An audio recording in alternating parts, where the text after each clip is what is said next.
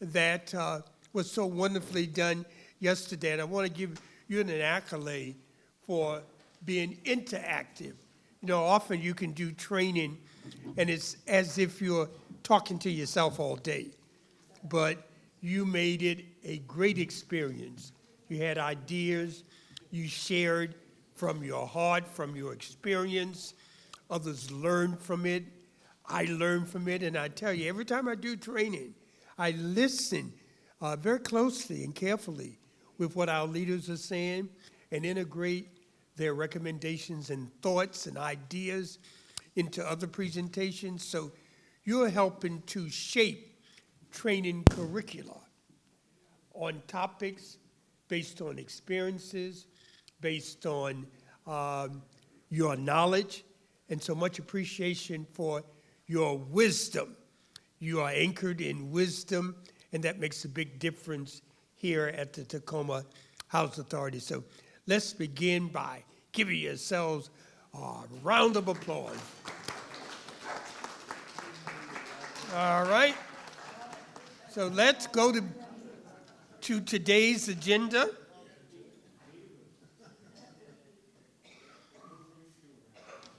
And we're going to begin with, make sure I have the right one up. Yes. We're going to begin with Resident Council Management of Tenant Participation Funds. That's called TPA. Sometimes it's Resident Participation Funds. Sometimes it's Tenant Participation Funds. And here's the history of it. Congress decided a while back, and therefore HUD created a regulation that essentially says at housing authorities, resident councils are eligible to receive $25 per occupied unit in the development, occupied. So they have to be rented. So let's do a little math. If you're at a development with 10 units, all right, small number, 10 units, and 9 of them are rented, 25 times 9 is how much money? Somebody calculate it. 25 times, how much? $225. So you're eligible for $225. A year, it's one allocation. And so here's what takes place. At a point during the year, the Housing Authority does a report that it sends to HUD. I think it takes place in May. It may vary from one region to the other. And when they submit that report identifies every housing unit that's occupied. It has a number, the development has a number, and so HUD then will put in its budget for that housing authority, the amount of money that that housing authority can receive for those occupied units. So then locally, what the housing authority does, it says we have 15 developments. It takes each development and it looks at the occupied units based on that report, times $25, and says that's the annual allocation for that development for tenant participation funds. Now, the $25 has been in place for too long. NARSA, as a sidebar, has been in discussions with HUD to increase the $25 to $75 per unit. Now, if we don't get to $75, at least $50. After X number of years, it's just not enough of a resource for the work that has to be done for today's costs, and the resident councils can use that money specifically, and we're going to talk about that at a couple of times during the day. But I want you to understand where the root of it, how it's determined how much money one gets, and there are regulations that specifically state how it must be used documented, and accounted for. And guess what? It's federal money. So if you mess up federal money, you can go to jail. You have to pay it back. You can be penalized, all of the above and more. So we take very seriously the spending of the money. Let me give a couple of things that have happened over the years, my experiences. Had an experience up in Philadelphia where a resident leader went to a conference and was on a panel. And she had a beautiful red wig, all right? And it was on that styrofoam head that they give you often. And she put it that night on the back of the toilet. And with the subway running and the building shaking, that wig fell in the commode.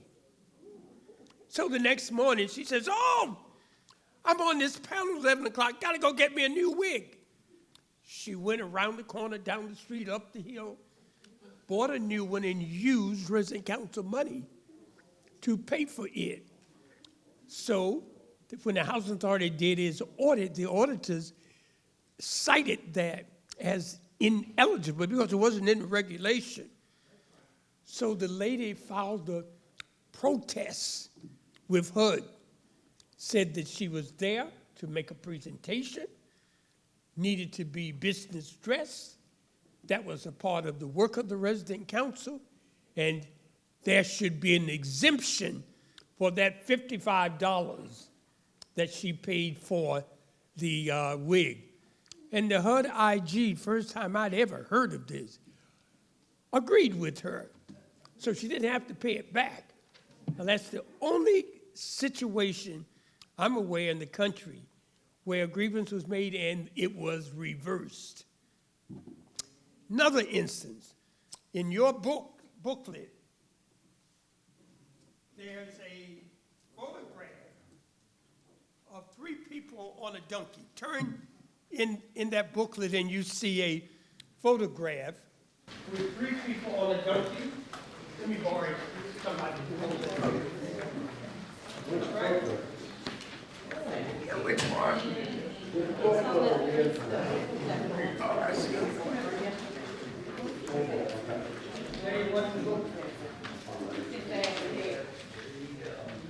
That's it.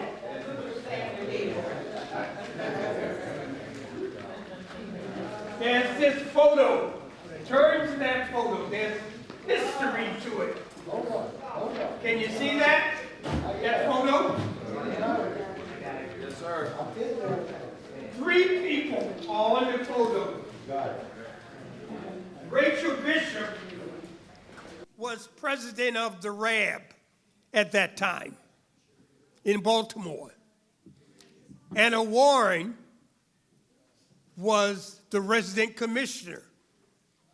And Paul Samuel Little was director of resident services. The Cherry Hill Resident Council received tenant participation funds and would not turn the receipts in. So I said, you got 2 weeks, give me the receipts or no more money, honey. Give me the receipts or what? No more money, honey. They wouldn't turn in the receipts, so I wouldn't give them any additional money. They filed a petition with the local court suing the executive director of the Housing Authority, the resident chairman of the RAB, the resident commissioner, and Paul Sam Little for $1 million each at Christmas time. So I said to my children, this is not going to be a good Christmas. I got to come up with $1 million, kind of use that as a way to kind of keep them in suspense and so that Christmas could really be a good surprise. But at any rate, it went to court. The judge says, you know, this is nonsense. You need to arbitrate. Go back, sit down at a table, talk this thing through, and resolve it yourself. And he says, in the process of doing so, Says, Mr. Little, you give that resident council an allocation every month until this thing is resolved. We would schedule a meeting every month, and they would postpone the meeting after I gave them another small allocation. It went on for about 6 months. They used the allocation up and never came to an agreement. So they were living, because I put a block on the next year's money, which the decision that the judge made for arbitration did not impact the subsequent fiscal year, but only that fiscal year. So they decided to do a character assassination campaign. And somebody created that drawing, and they distributed it all over the town, all over the community. And you notice it's a donkey. One person is the head, one person is in the center, and poor old me they called the ass. So I was on the end. Go in the office one morning, the mayor of Baltimore walks in my office with the photo. He's livid. He says, "That's horrible treatment of you. I know how hard you worked. I know what this House Authority does to empower residents and to try to manage money correctly, stay in compliance. I wish I could find the person who did that sketch, and the city of Baltimore would take action on them." We were never able to do so, but you know what the mayor did? He promoted me.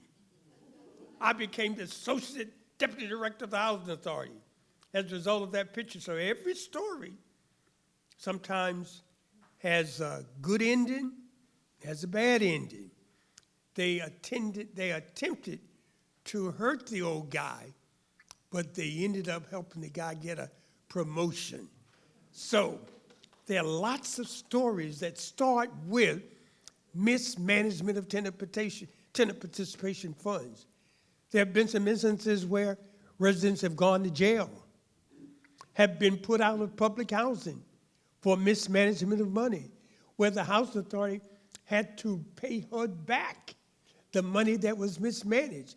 So you don't want to put the Tacoma Housing Authority in a situation where it has to pay back money, because what happens when the IG at the federal government level looks at all the housing authorities and see where there are irregularities and where there are violations and produces this annual report that's presented to Congress, Congress may not vote for or approve further money, may wipe out tenant participation funds in the federal budget, and we don't want that to take place. We want to increase it. The work that you do is so important. You need resources to do it.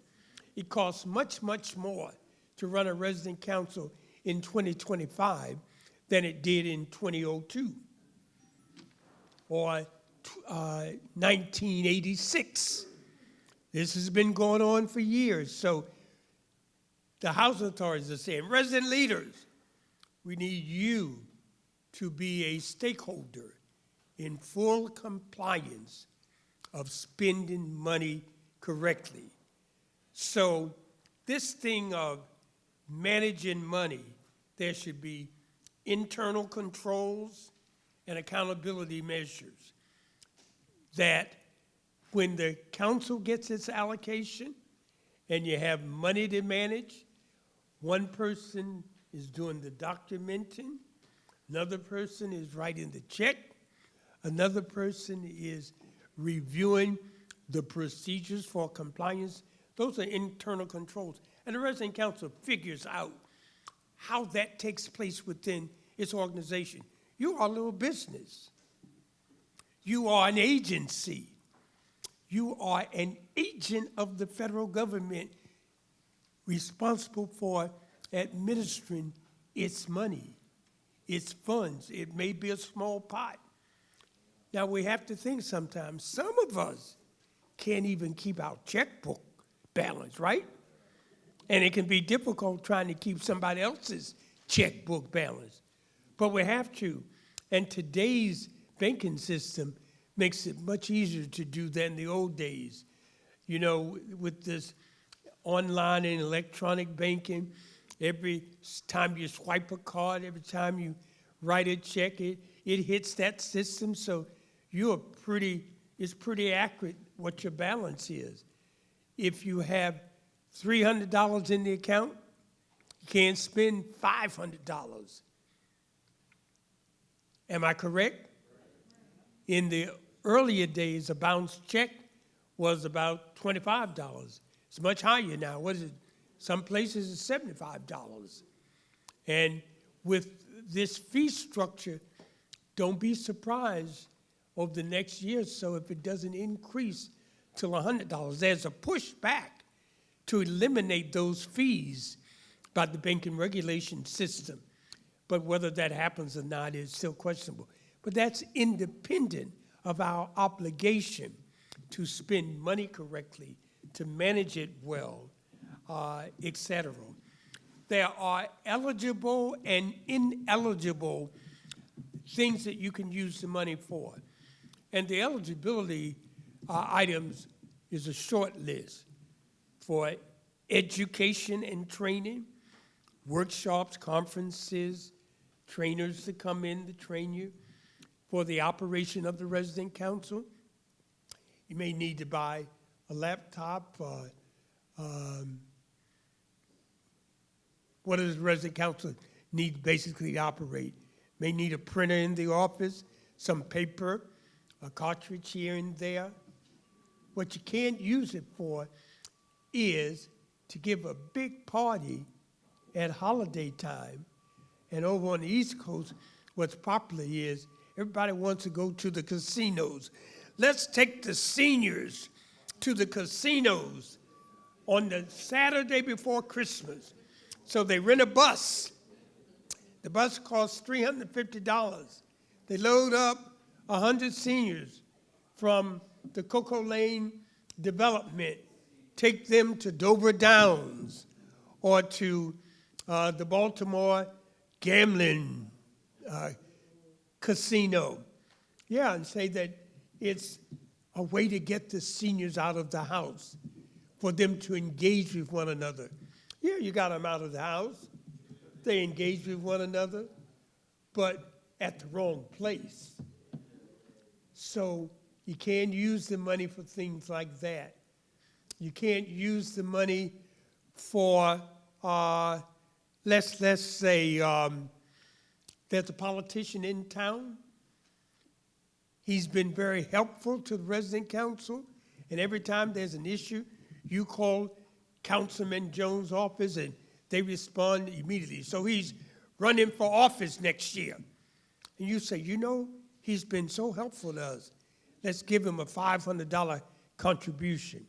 So you write a check or contribute online by using your resident council debit card to give Councilman Jones $500. You can't use the money for that. He may be the best councilmatic person ever dropped out of heaven. He cannot get your tenant participation money. And you can't say, it's my money. Nobody's going to tell me what I can do with it. Somebody is going to tell you what you're going to do with it. The HUD rules and regulations dictate you either follow it and get more of it. If you don't follow it, that may be the last check that you get from that source. But in addition to that, you may be required to pay it back or either face some other consequences. In the old days, we would get money and we had a metal box. We got a check for $400 from the Housing Authority for our tenant participation funds, or $1,000. We take it to the bank, cash it, and put the $1,000 cash in the metal box. And the treasurer had a key, the president had a key, and so when we needed something, we go in and take $21.33 out of the cash. Or the next time we had to buy some paper or cartridge, we took $18.75 and put the receipt in. That's not how we do record keeping these days. We have bank cards, checkbooks, debit cards, and you only have the tenant participation money in that account. You can't commingle. You can't put funds from something else in that account, because when you have a monthly meeting, the treasurer should have the checkbook, have the bank statement, have a treasurer's report in a binder, have it at the meeting, and it's open and it's available for review by anybody at the resident council.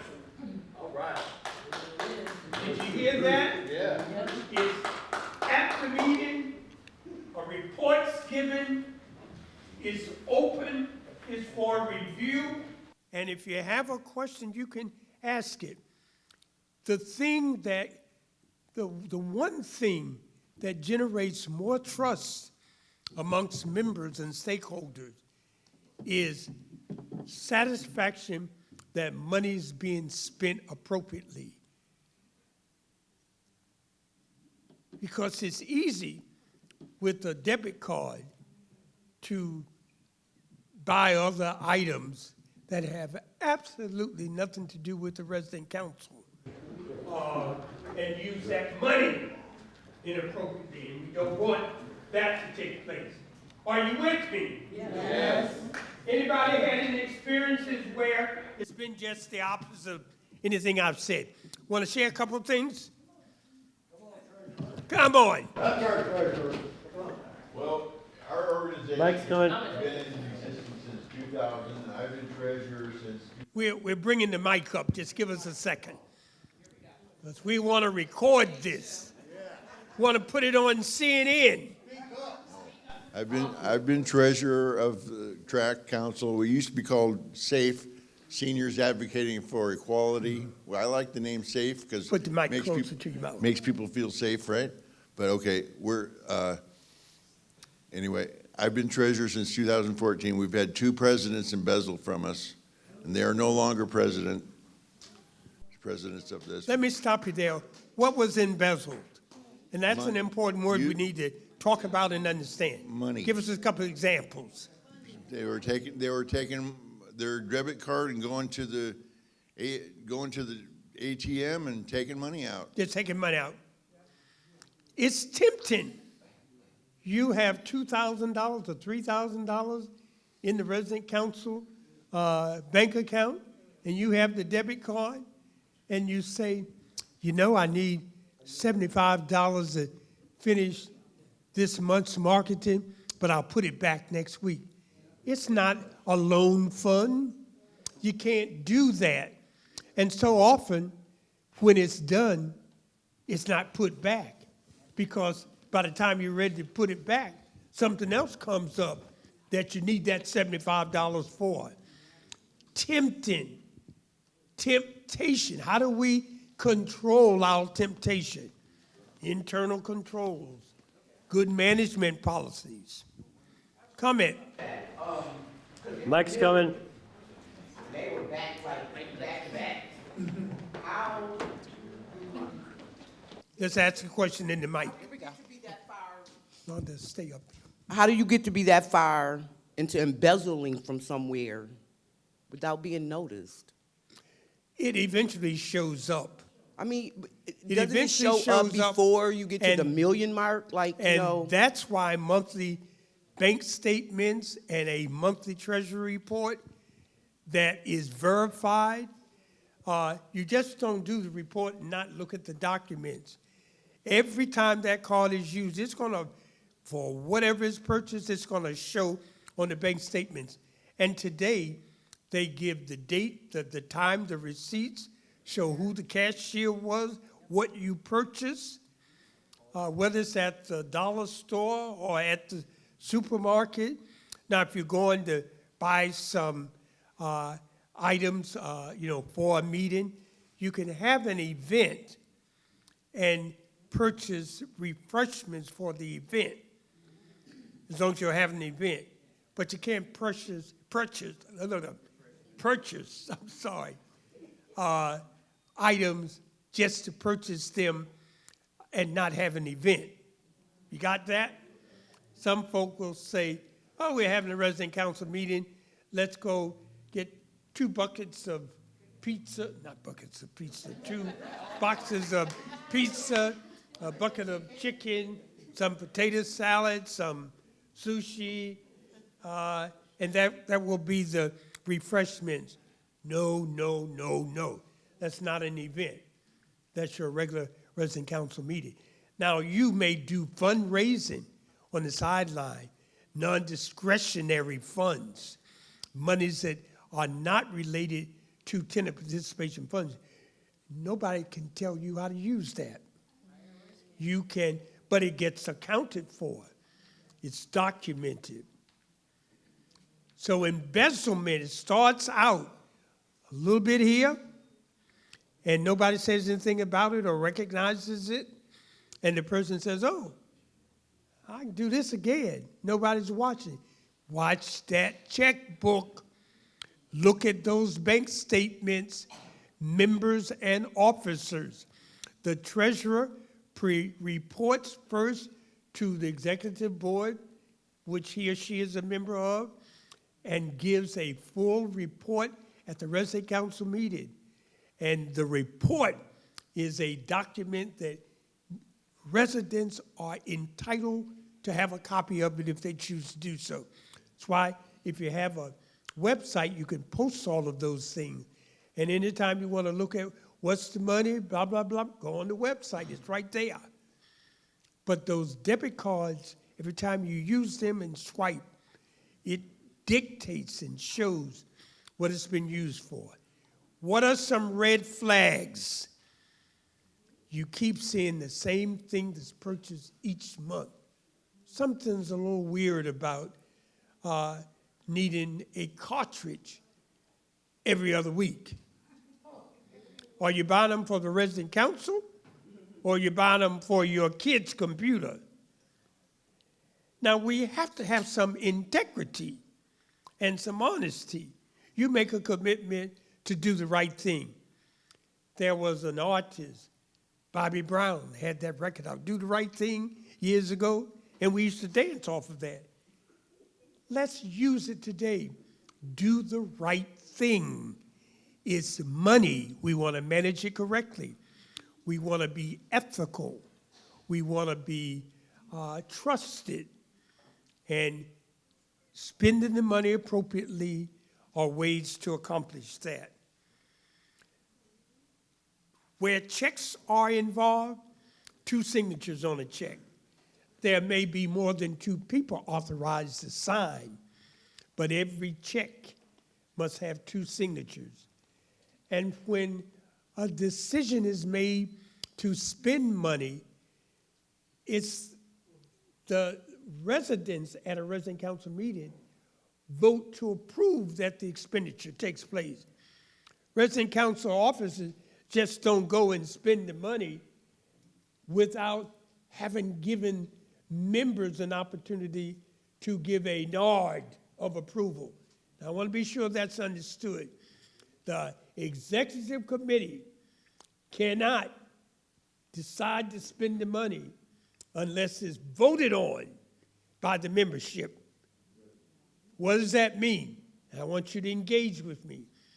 You cannot spend the money unless it's voted on by the membership. So at a meeting, the officers are saying, we're proposing to spend $75 for X and X and $100 for X and X.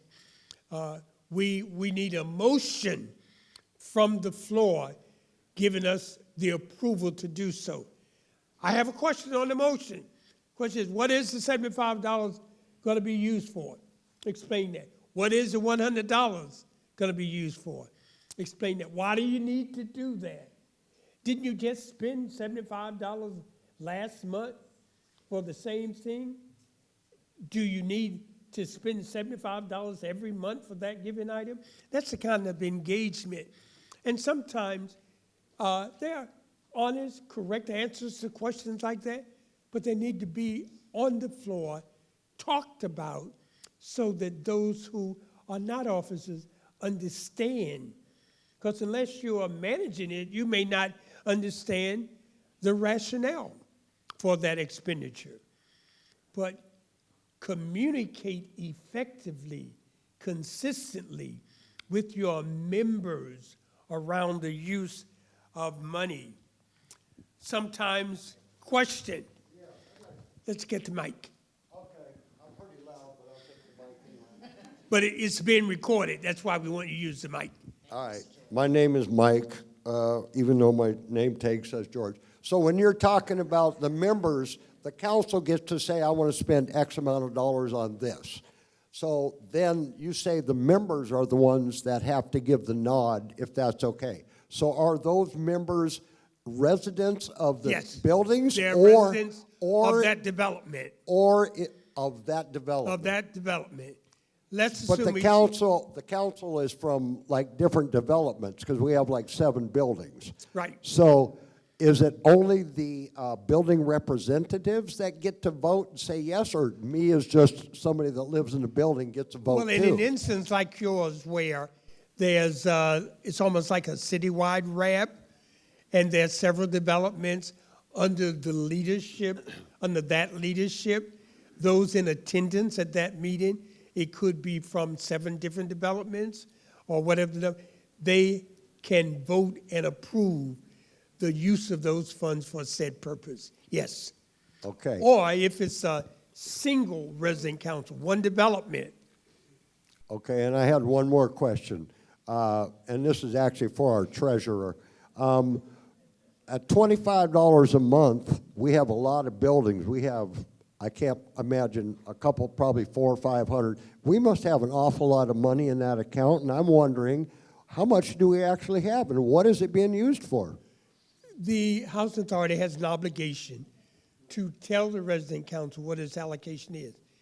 That's why there should be a MOU between the Housing Authority and the Resident Association that spells out the amount of tenant participation funds, who will do what, the dates by which things will be done.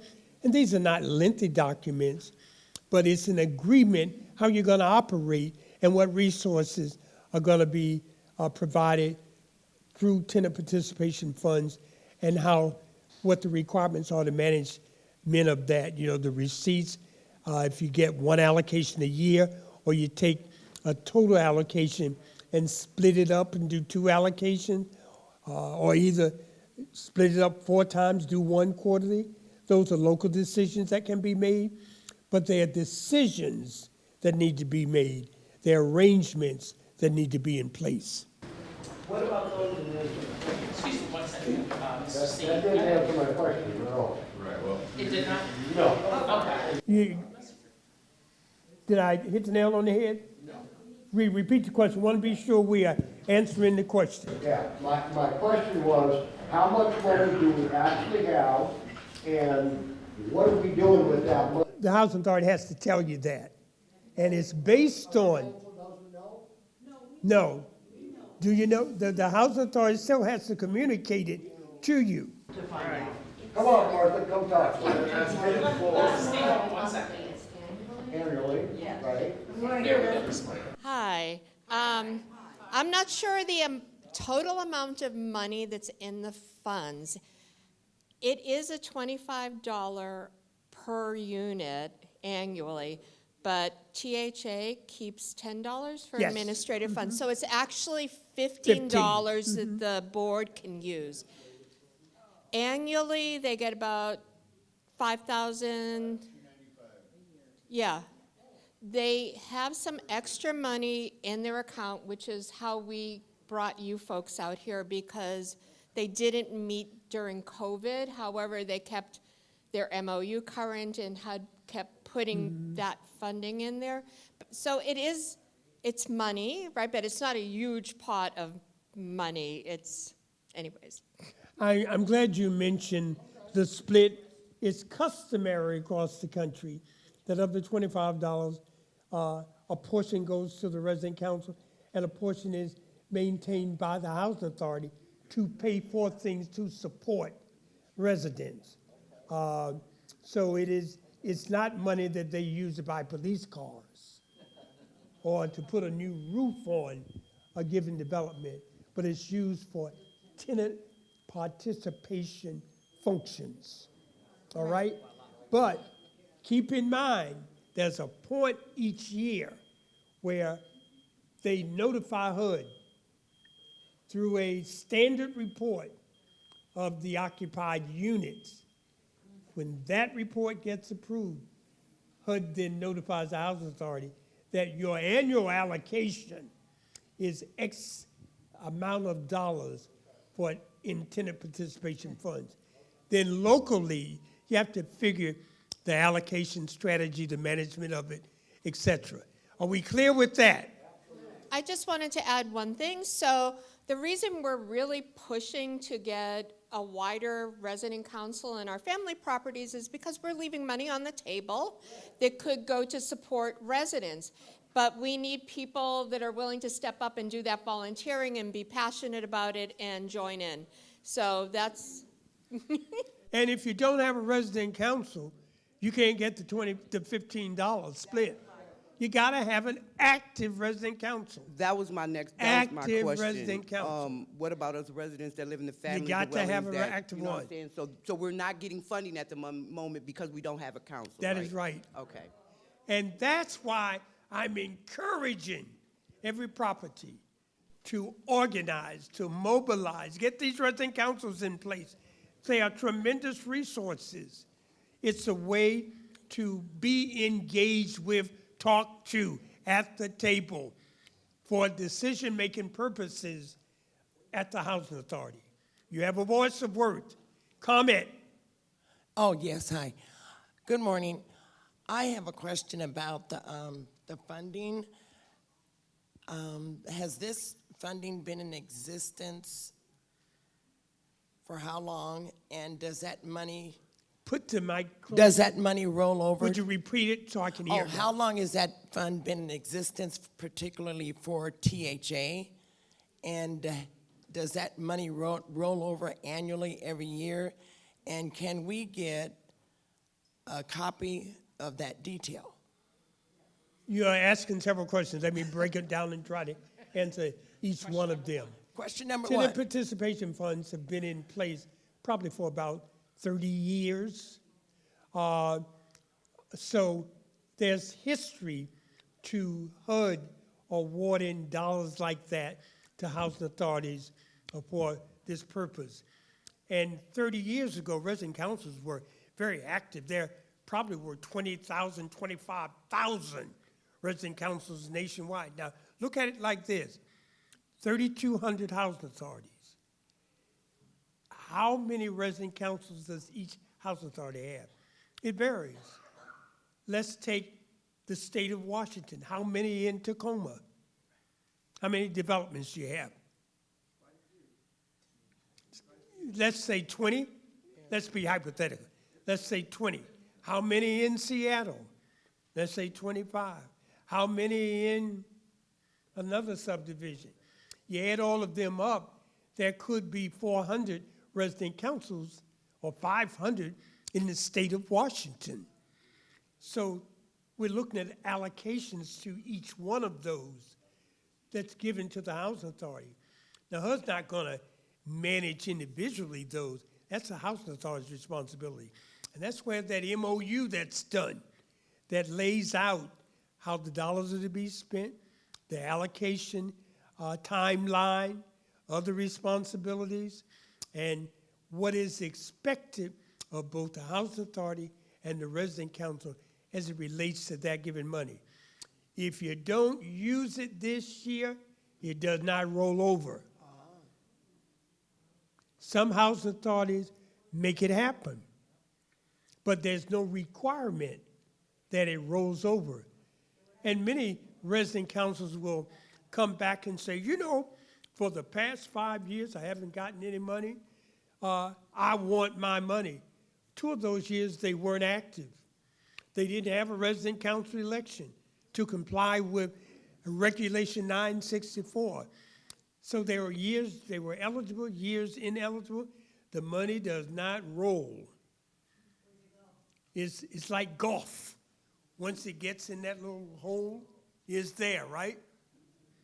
Basketball gets in the, what is it called? In the hoop. It's there. Football, once it crosses that line, it's a touchdown. So you want a touchdown with your money. But there are responsibilities that you must carry out in order to score.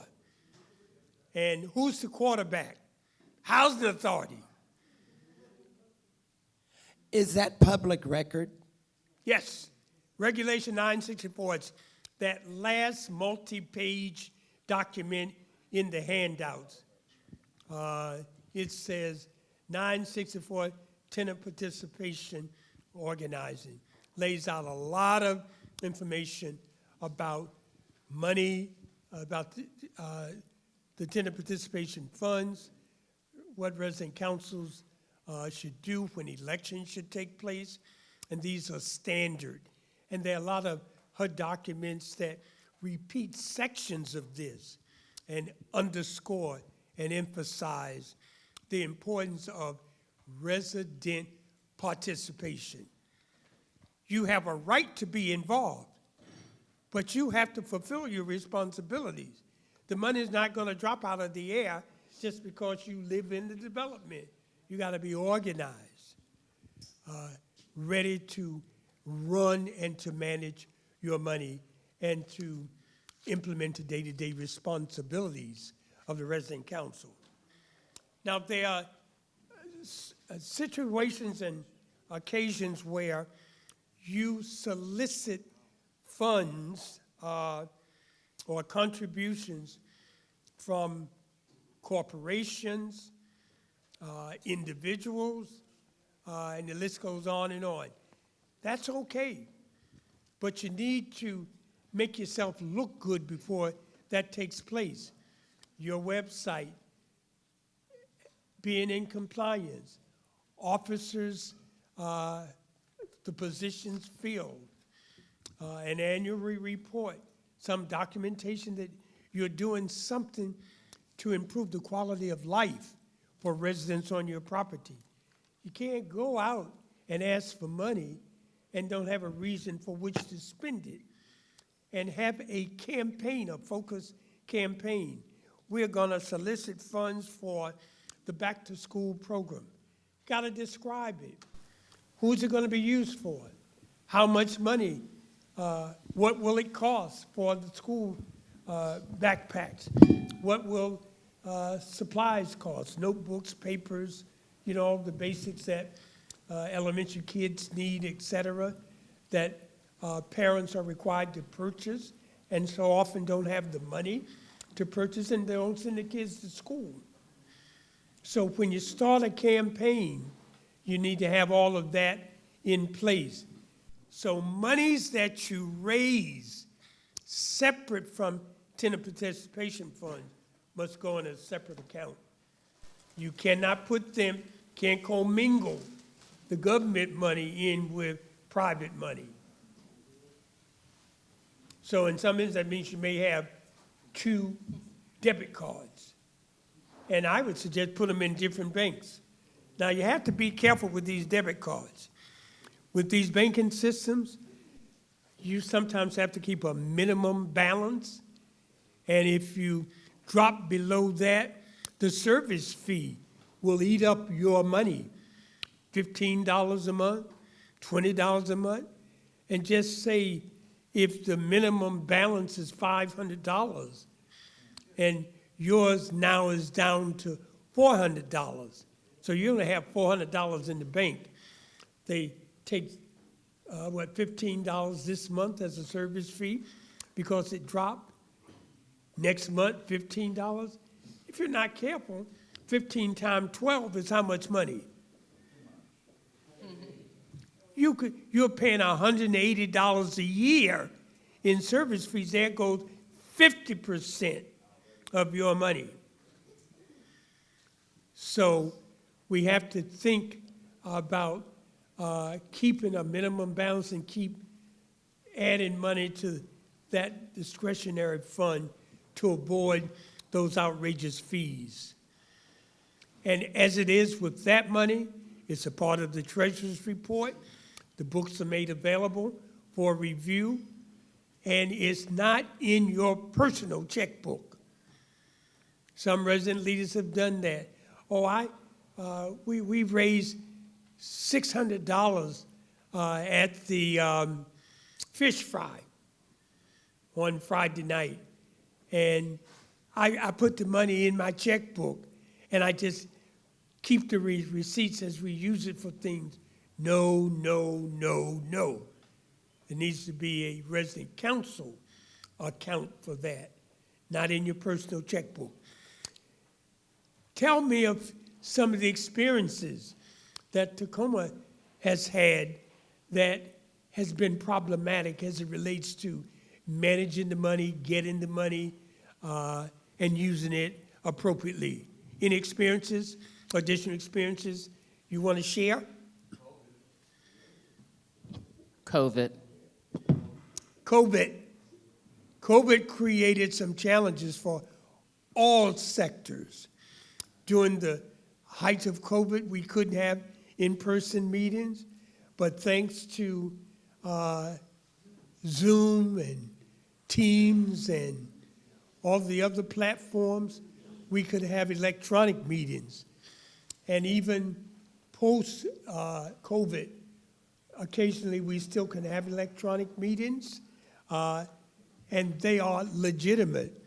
The nice things about them is that the system captures everybody that's invited, everybody that participates, and the systems, you can record them, and they give you a transcript of what's being said. So that's very helpful to writing the minutes of that meeting, because you have facts and details, and you know specifically who said something. The worst thing is you know something was said, you documented that, but you didn't jot down who said it. Did Sam say it? Did Ralph say that? Did Paula say that, or did Shirley say it? And after meeting, those minutes should be done as expeditiously as possible, as soon as possible, so you won't forget, and get the minutes out as quickly as possible. So those who, in particular, didn't attend the meeting can see the progress. That's encouraging. They said, boy, they're good to get the minutes out. We know what the agenda is for the next meeting. This organization is well run. These leaders are on the ball. I trust them. I want to be a part of this organization.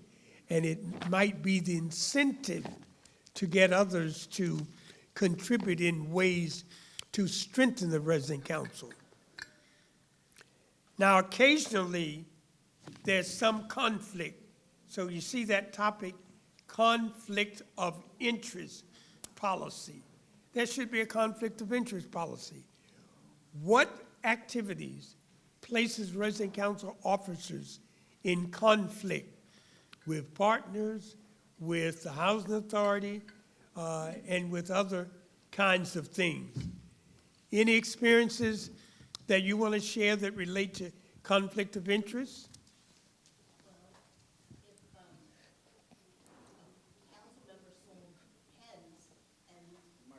One second. Let's take the mic. One sec. It's right there. If one of the council members sold pens and the council needed pens, would it be a conflict of interest to buy them from that other council member? Yeah, conflict of interest? We have to be careful with our relationships with external persons and businesses. Experiences like this. The General Electric Corporation comes to you and says, I want to contribute $2,000 a year resident council so that you can take children on a bus trip this summer as an activity. You say, oh, wonderful. They send you the check for $2,000. You make arrangements to pay for the bus, to pay for lunches for the kids and snacks and all of that. And then in September, General Electric comes back and says, Ms. Miller, I submitted a contract to the Housing Authority for them to buy $2 million worth of computers from me. And I need you to promote me at the Board of Commissioners meeting as an organization that you approve of purchasing those computers from. Oh, okay. That's conflict of interest. They paid you to promote them. So you want to be sure when you accept money, no strings are attached to it. And sometimes it's not clear up front. It looks good up front, but then the bidder comes later on. And if that happens, you say to the vendor, I can't do that. There would be conflict of interest. And it ends, simple as that. You got your money, kids had the trip, you were in compliance, it was a gift. And when you get money, acknowledge receipt of it. Send a thank you note. Yeah. Dear Mr. Williams, President, General Electric Corporation, thank you for your contribution of $2,000 to provide a bus trip for 40 children at the Cocoa Lane Housing Development to Swagamore Forest. The children had a great time. There were educational activities. It was safe. We would not have been able to sponsor this event in the absence of your support. Good luck, and thank you again for supporting us. That's your documentation. And when you do solicitation, send emails. We are soliciting Mr. Jones, Corporation General Motors. Let's see, IBM, use a different one. IBM. Our resident council works with 400 children during the school year with supervised activities, providing tutoring, mentoring, sports events, and discussions about important topics of personal development. We are requesting a contribution from your company to help run this program. So then you get a reply back, Ms. Williams, our company is delighted to provide $500 to support that program. The documentation is important. You need a, what is it called, a record trail of conversations, of agreements. Then you don't have a conflict of interest. It's been crystal clear. You solicited appropriately. They responded appropriately. You received the money as promised. You sent a thank you note, which is appropriate. You used the money appropriately. And you can always, after an event, send a note to say, we conducted the bus trip yesterday, and so many kids participated. Again, thank you for supporting us. You made smiles on the faces of all of these children in our development. Now, doesn't all that look good in an annual report? It looks like you have done the right thing, improved something that didn't exist at your development, and as a result of that, you're in much better shape. All right? Let's see. I go through these rather quickly. You want to prepare, you have to archive your records and use a binder. Make a copy of all of your minutes for every year 2025. Minute notes, meeting agendas, meeting announcements. You want to avoid scandals and want to be able to manage conflict. We've already referenced some areas where there could be scandals, and conflict can take place any day, any time. Conflict often comes when somebody misunderstands, somebody doesn't like you, you don't like somebody, somebody thinks all of this is nonsense, somebody wants to control it when it's the resident council leaders who are responsible for that. And some people just complain all the time.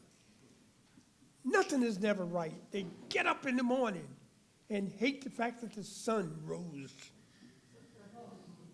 Go to bed at night, mad because the sun set and the moon is shining. Just evil, mean, mean, mean, mean. And sometimes the older we get, the meaner we get, but it's not consistent.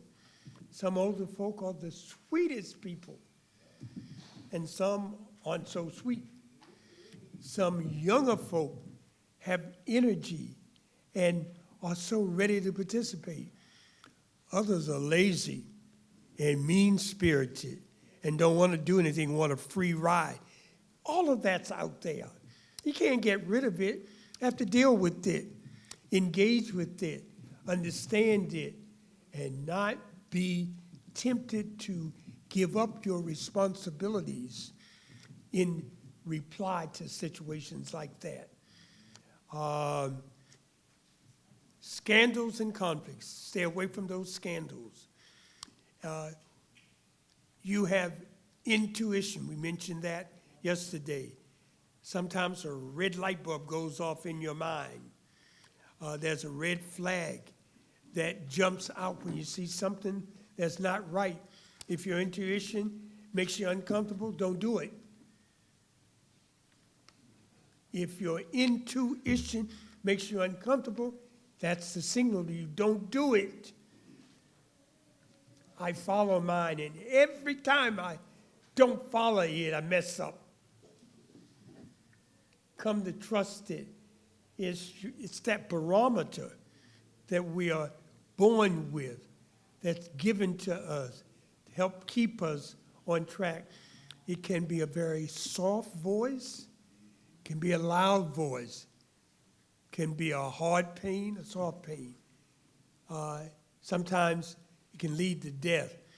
The story is told of Jack, who cut his grass every week, had a new lawnmower that was energy efficient, and was so anxious to try the lawnmower out on the next Friday. He was out cutting the grass, and something kept tapping him on the back. And he would turn around and wouldn't see anything. So after he cut the grass, he said to his wife, you know, when I was cutting the back lawn, something kept tapping me on the back. I swore it was a person. I kept turning around, but there was no one. Jack went to bed that night and went on to heaven. So his wife said in his obituary, that tap on his shoulder was calling him to heaven. Now, we assume he went to heaven. I hope he did. So your intuition is that tap on your shoulder. You turn around, nobody's there. It's your warning. So follow it. Take the Jack story and kind of make it relevant to situations that you deal with. Fraud, corruption, and corruption. This thing called nepotism. It's difficult in the work that we do to say that if you give your child something because the child is related to you, that the resident council is sponsoring, that's nepotism. If you're in housing, you're eligible for it. It's not nepotism. Now, where it looks strange, if somebody contributes 30 baseball tickets to the resident council, and you give 15 of them to your family members and 15 to the rest of them, that looks a little strange, doesn't it? That we want to avoid. You may have 2 kids but you can't give the rest to nieces and nephews and second cousins and fourth cousins. That's where it's unfair. You're being unreasonable, and you want to avoid situations where others legitimately can complain about the unfairness of the allocation of resources. Don't want to misuse the public property. You have this beautiful family investment center. One in Baltimore is at Pleasant View Gardens.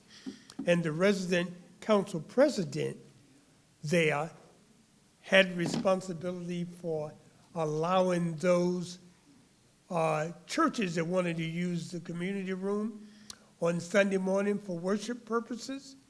And it was to be a non-financial agreement. They just had to pay for the arrangements to clean the room afterwards and things like that. But the resident council president created a financial agreement, and each time a church used it, they had to pay $150. The check made payable to him. So somebody called me one Friday afternoon and said, over at Pleasant View, the resident council president is pocketing money from renting the community center out on Sunday morning. So I put the IG on it, and we found very quickly that at that point in time, the president of the resident council had collected about $5,000 in fees charging these sectarian groups to have service. So there was a process. He ended up being evicted, and a lot of consequences there. So the word was out when you tell something to the IG, it's who reports it is confidential. And I thought that was the case because I was dealing with the guy every day. He had no idea I put the IG on him. It went to court. Attorneys get access to everything. It was in the court. The email that I sent to the IG at the Housing Authority was one of the documents argued in court. And the room was filled with resident council leaders because everybody was curious what the outcome of this case would be. So when they showed my email, they went, oh, Sam Little reported him. The guy responsible for the resident councils. And if it happened today, I still would report him. Just so unfortunate that was revealed. But you have to take a stand. Do it right. If you see wrong that's being done, we have to stop it. That's our responsibility. So after a few years, they all got over it. They forgave me. For a while, nobody would invite me to their meetings. Got no holiday invitations to their parties. They would come down to central office, wouldn't come on the 13th floor where I was. They would go on any floor other than that. But that's okay. I survived. Some of them I spoke at their funerals. I survived. You will survive. That's the bottom line. And we're going to talk more about programmatic audits. But I do want to emphasize the importance of gathering and using statistics, program evaluation research, and policy analyses. A lot of information is used to determine the programs that we do, areas that we want to improve.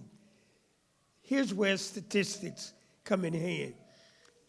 What if parents are telling you that more males at the high school closest to the development are being suspended who live in public housing than other children?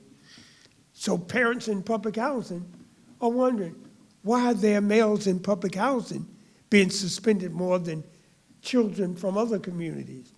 So they demand a meeting with the principal and some statistics on who's been suspended, what the violations have been, whether it was the first violation or multiple violations, and other kinds of things. And the stats, the numbers, help you to understand if it's a problem, if it's a pattern, if it's just a trend for now that will dissipate over a period of time. But sometimes injustices occur when there's a negative impression of a community and of its residents, and individuals will be less flexible, more punitive toward them in executing corrective action or punishment as a result of what takes place. There's something called punishment, and there's something called corrective action. What does punishment do, and what does corrective action do? Punishment is designed to hurt and correct. Corrective action is designed to help with as little as possible pain. Fixing a problem doesn't always mean we have to make it more painful for somebody to do. We want them to change their behavior from negative to positive. Want to stay on the positive side. It's like that bell-shaped curve. It starts like that, up and down, then it goes like that again. Right in the center of it is the means. We want to get you from the left side to the right side. So you got to cross that medium point. Improvement of behavior, becoming more positive. So statistics are so important in understanding what's the meaning of numbers. And there are lots of data out there about families in public housing. Their health consequences, their school attainment data. There is length of time in housing, source of income. What are some other types of data you think is out there that we should be using that speaks to families in public housing? Any suggestions? One more time. Yes. Would you repeat that? Here we come. Anybody else? A lot of that data is not only private, but they came up with the Becca law, which means that the student is not going to school and it is being recorded. Students are and not the going to parents school. pay for the price. Yes. Yes, that's what I meant. Many cities track that, the absentee rate of kids from school, and whether they live in housing or not, or in certain census tracts or zip codes. The household income, the economic status, who's in poverty, who's not. And when we begin to write grants and try to design programs, we want to say, in our community, there's a high percentage of students or young adults or moms or dads or seniors who are impacted by a particular misfortune. And that data allows us to do so. And it becomes a justification why you want to bring a program to your property to address that particular concern. So become comfortable and excited by using, accessing data and statistics to help define problems and to shed light on the consequences that many of those things have. All right?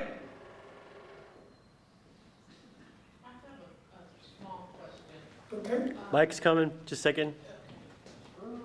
I'm curious about cultural preservation. Is that something that the council could or try to do research and find data on to try to build a program for youth and families? Cultural preservation is important, yes. We want our children and the broader society to value and appreciate the cultural contributions and the presence of culture across these United States of America. On the West Coast, the cultural mix in communities is very different than on the East Coast and in the Central States. We've had the pleasure of galloping around the country, and I love it because you get a chance to meet multiple cultures and try to understand what their needs are and what programs are in place. If you've been to Las Vegas and some of the other parts of Nevada, you see situations and circumstances that are very different than in New York City. Or if you've been in New York City, you see something that's very different than what's in Tacoma, Washington. That's a Tacoma, Maryland also. So when I say Tacoma, I have to be sure I'm not talking about Tacoma in Maryland, but Tacoma in Washington.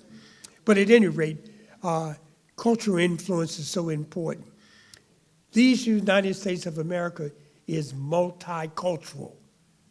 And we kind of put that on the sideline for a period of time. But there's a big emphasis now, in particular, with an attack by this current administration on cultural contributions of women, of individuals of color from communities all over the country, of males, of public housing residents, of seniors. And so it's important, and we have to be a voice, a microphone for those issues to preserve and help others value and appreciate culture. Everybody is valuable.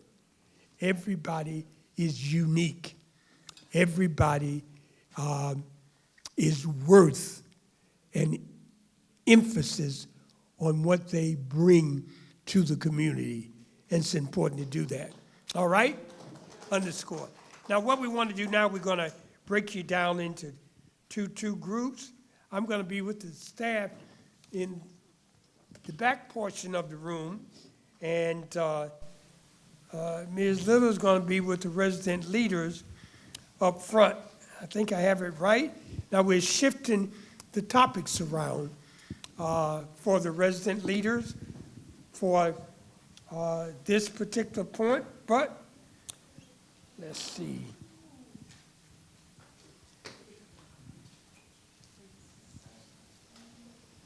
Yes, so the resident's going to talk about the HUD toolkit and bring a topic for after lunch up front and move that 24 CFR after lunch. And I'm going to be with the staff in the back looking at recalibrating resident programs, et cetera. All right?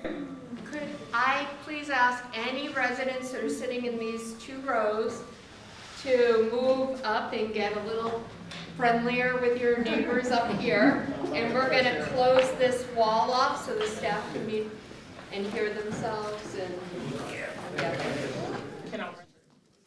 So our section, we're going to do some group activity work because I really want to get a better understanding of some of your pain points as resident leaders and council. So I want us to do our group work as you can connect with the table behind you. And again, I'm going to have 3 questions for you, and we're going to go through it, and I'm going to give you some toolkits that will be very helpful for you moving forward. Yes? You don't have resident leaders. What's your resident leader, right? No, just be a resident leader, I guess so, yeah. Your resident leader. And see, this is the importance of understanding what a resident leader is, what a council looks like. If you don't understand that, then you don't know who you are. So that's what we will discuss in this section. So let's make our groups. We'll have group 1, group 2 in the back, 3, 4, 5. And I need somebody who can stand up here and help me write some things on the board. It ain't gonna be you.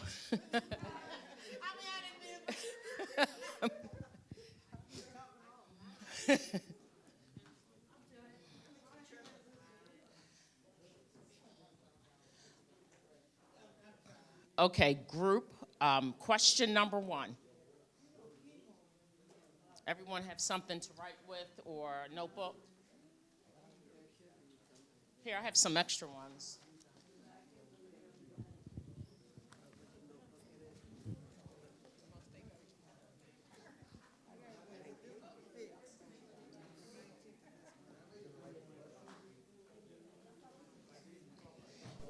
As a group, as your group, I need you to list 3 pain points of your resident council.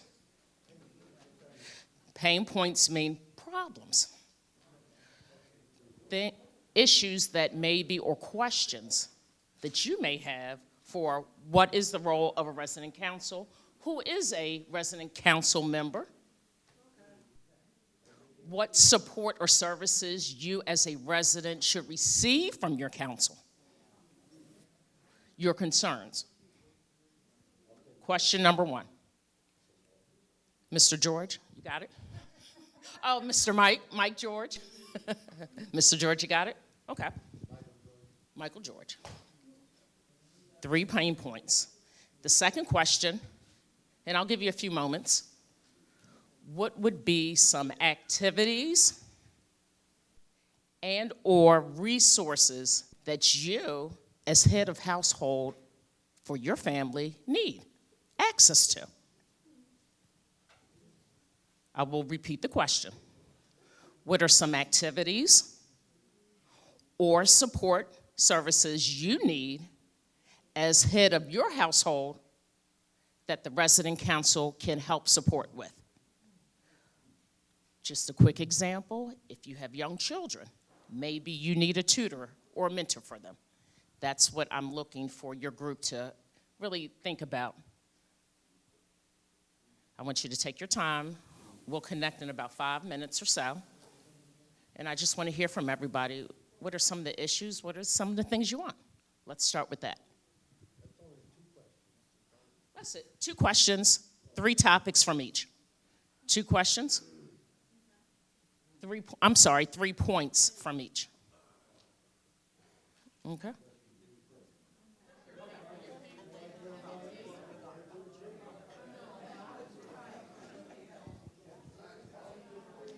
Would you like to lead a resident council? I could. You should. Something about you yesterday I saw.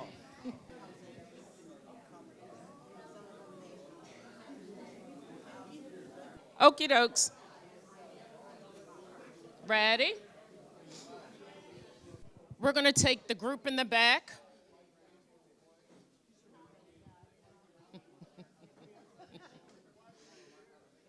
We're going to take the group in the back. Are we ready? Mr. Paul? Can we have quiet? Mr. Paul, can you provide us with one issue or concern? Mr. Paul, no? Okay. Okay, we're going to move on.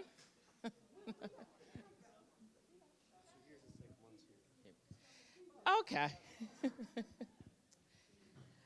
Okay, for the first question, we have participation is a big issue. Participation in your meetings or just in general? Everything. In everything. Okay. Okay. So participation in everything, essentially. Okay. Another pain point or issue concern, excuse me. Communication. Here we go. Communication. Does everyone agree communication in reference to what's going on in the community, what's going on by leaders, what's going on by staff? Another concern?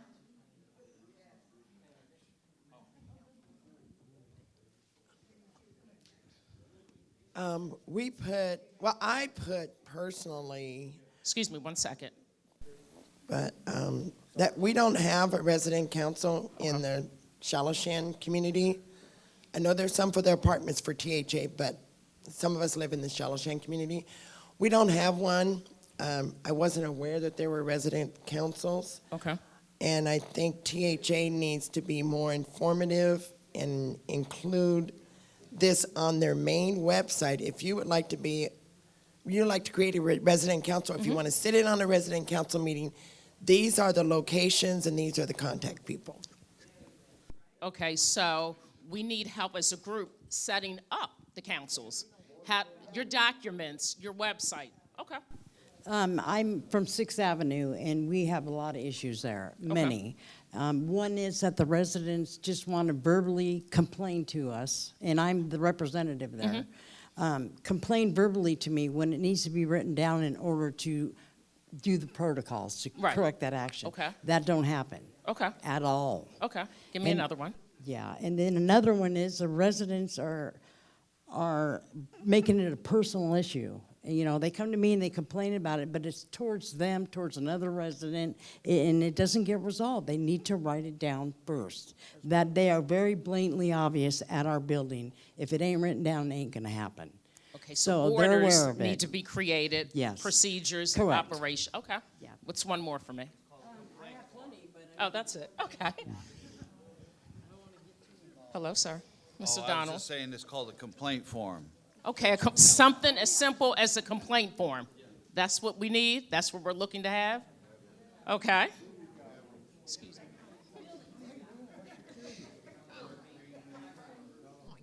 Come on, Miss Ruby. I wrote it down. What am I doing? Miss Ruby, share one thing. Share one thing? Share one thing. Okay, good. I can do that. Lack of security. Lack of security. Lack of security. Okay. Really? Okay. Okay. And that's a good project that a resident council can form a team to put together better security for your community. Okay, hold on. I would say diversity in. Hold on 1 sec. Diversity in holiday celebrations. Okay. Diversity in holiday celebration. And I think we have one more group.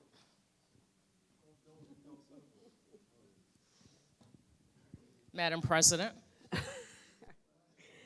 Well, you know, a lot of people have been complaining has something to do with not being able to pay their rent on time, or they're being removed out of the building because of lack of funds. So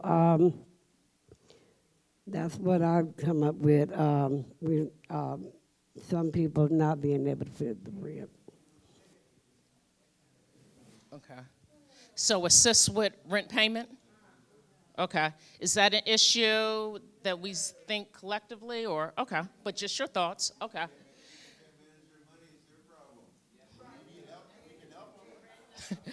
Say that again, Mr. Steve. If people can't manage their money, they need help, so we can help them, okay?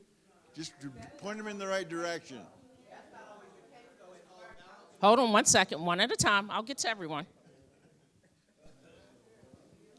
That's not always the case because when you don't get a standard amount of income, your rent can go up every month. Every month. My rent went from $75 one month to $471. And I was only making $900 a month. So you can't always say it's because you don't manage your budget right. Because once you get up on your feet, they knock you down off your feet. So that's not always the case. It's not always the case that they don't manage their money. Okay. Yes, ma'am. One more, and then we're going to switch it. Okay. Stay calm. Stay Vice calm. President, Stay calm. Stay calm. I have a really big issue with Wait, these stay folks calm. that live in these buildings Wait a that minute, hold are on. not paying their rent as you started. But the problem is you cannot kick anybody out during the winter months, am I right? So they don't pay their rent, and then I just noticed on our bulletin board that there's a grant for them to have their rent paid. So what's gonna happen next year? They're gonna do it again. What about us people who do pay our bills? Do we get a 1 or 2 month free? This is an issue, and I don't like it at all. Okay. So, Thanks, everyone. Well, one last comment, and then we'll move forward. As a veteran, I receive HUD-VASH. Excuse me. As a veteran, I receive HUD-VASH to help cover my rent. Now, what they cover fluctuates depending on how much income I'm earning, depending on how much other people that are working in my house earns. So I've had my rent, or my portion of rent, go from anywhere to $300 up to $1,100 for my apartment. But you have 90 days to submit a change of circumstances, and you have to back that up with actual paperwork. If you don't have the paperwork, they won't change it for whoever it is that you're requesting the change for. So the rent can fluctuate. Okay. Yes, ma'am. Excuse me. Okay, this is how this works. It depends on where you live. We live in THA senior buildings. Our rent go according to our income. It do not usually change, so it's depending on where you live. We have people in our building that get a check every month. They refuse to pay their rent because they know it have help. They're not paying their rent. They're paying their rent because they're not paying it because they don't want to pay it, because they know they have help to pay it. I pay my rent every month. I don't get no help for it, but it depends. Like the ones living in Charlottesville and in different places, y'all, it's different. But the senior disabled buildings is pretty much runs the same. Our rent, we redo it every year. And usually if we get an increase in our check, it goes up a little bit, but not much. So it depends on where you live in. Like, I understand what she's saying about the income, but as seniors and disabled people, we live in different buildings where y'all live with families, and it's only one of us. So it really depends, and y'all do need to start a council thing like we at THA have. Y'all really do need to start it. Absolutely. And thanks to everyone for sharing. This is why we have to start some resident councils. There is no choice. And everyone here, I assume, wants to be on a board or a part of a team, yes or no? Yes. Awesome. Okay. I'm going to give you some information on the website. I want you to jot it down. And we're going to go through, I think we have about 10 minutes, just go through some sample guidelines and forms that you can use and that NARSA can be a part of supporting you and helping you set these councils up, because you got to have these councils in place. And if I'm not mistaken, there's one currently that has one president, vice president, and a treasurer. And that's for the senior community. Okay. But we need the whole community. Okay. Okay. So let's start with, can everyone see the screen? Does that help a little bit? This is going to be probably one of the most important websites that you can go to and to obtain information. Sure, I'm going to write it on the board. HUD, exchange, info. HUD, oh, I'm sorry. Exchange dot info. Info, I-N-F-O. If you have your cell phone, put it in your cell phone and just save it so that you can look at it at another time. No, info.inf. No. Can everyone see? Can you write on this side in black?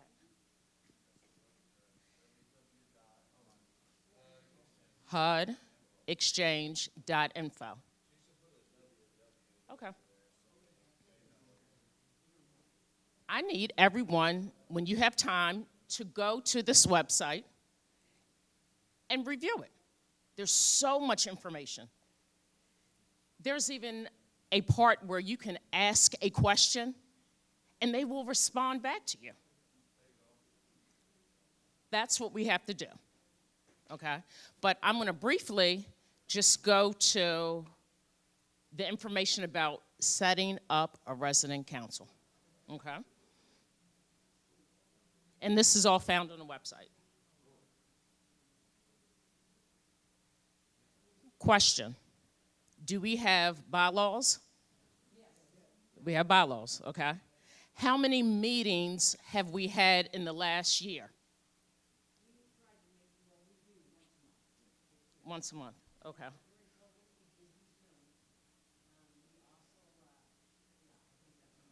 Once a month, okay.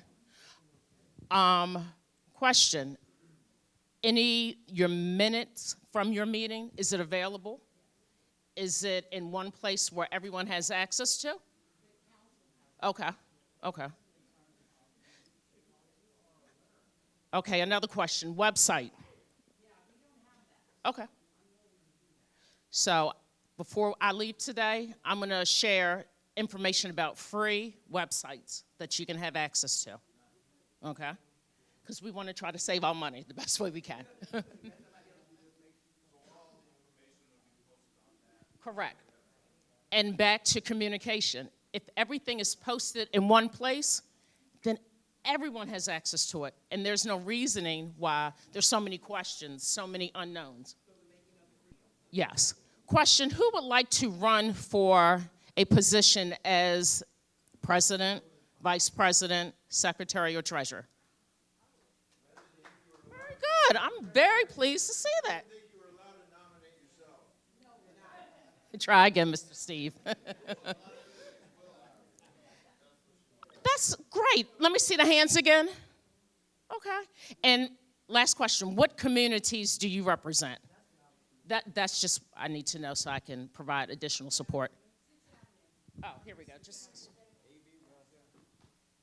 what's your community? 6th Avenue. 6th Avenue?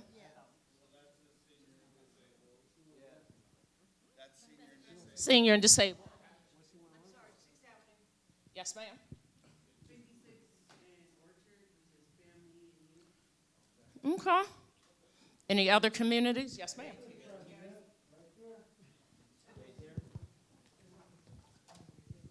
Bay Terrace over on 25th and Yakima. Okay, family, okay.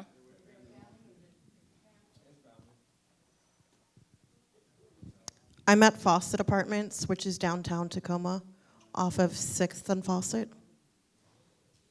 And then last. North G. Is that a mixed property or senior or? Okay.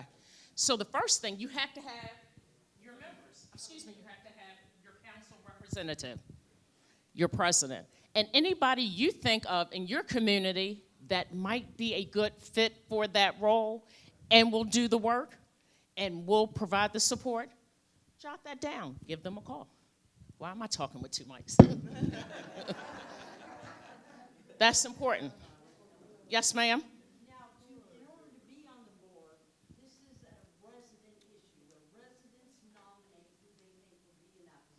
Correct. Correct. I'm sorry, it's just hard. So, Correct. I represent 6th Ave, which, and a lot of us are here on the board.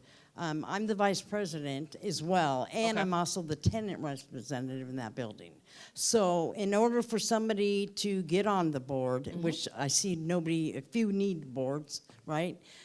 First thing you do is you bring it up to your residents, and the residents privately vote who they think in their building would be sufficient for that role. Absolutely. And once, because I didn't find out that I had won until it was over.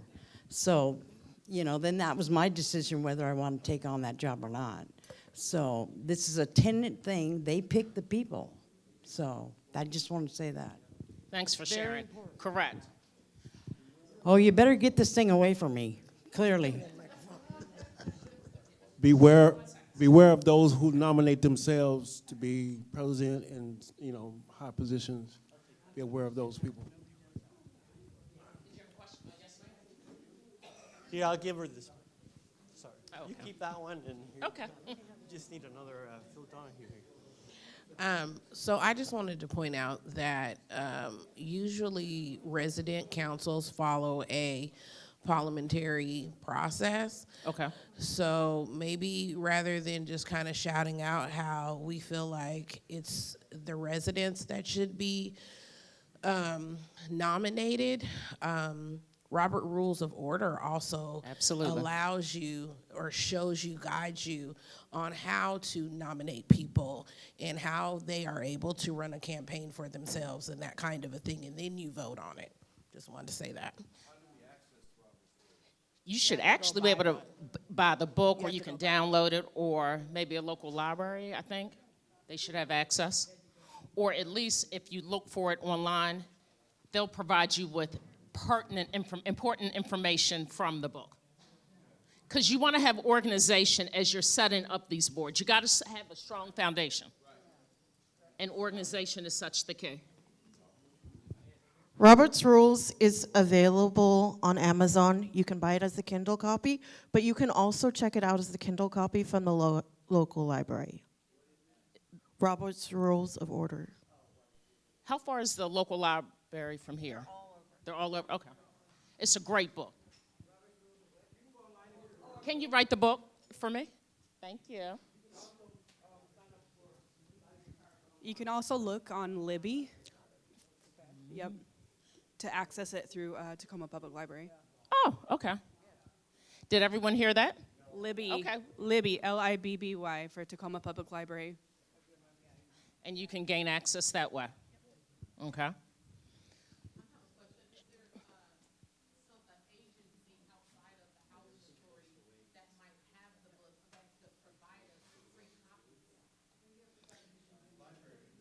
There could. I mean, there could be. You would have to connect with maybe the publisher, know the background of the book and where to go to get the book information, the publisher. I know in past experiences, I would have to connect with the publisher, and they would donate so many copies to my nonprofit. There may be. You might have to Google that or AI that information. Who knows about AI, by the way? Who uses AI? Not A1, but AI.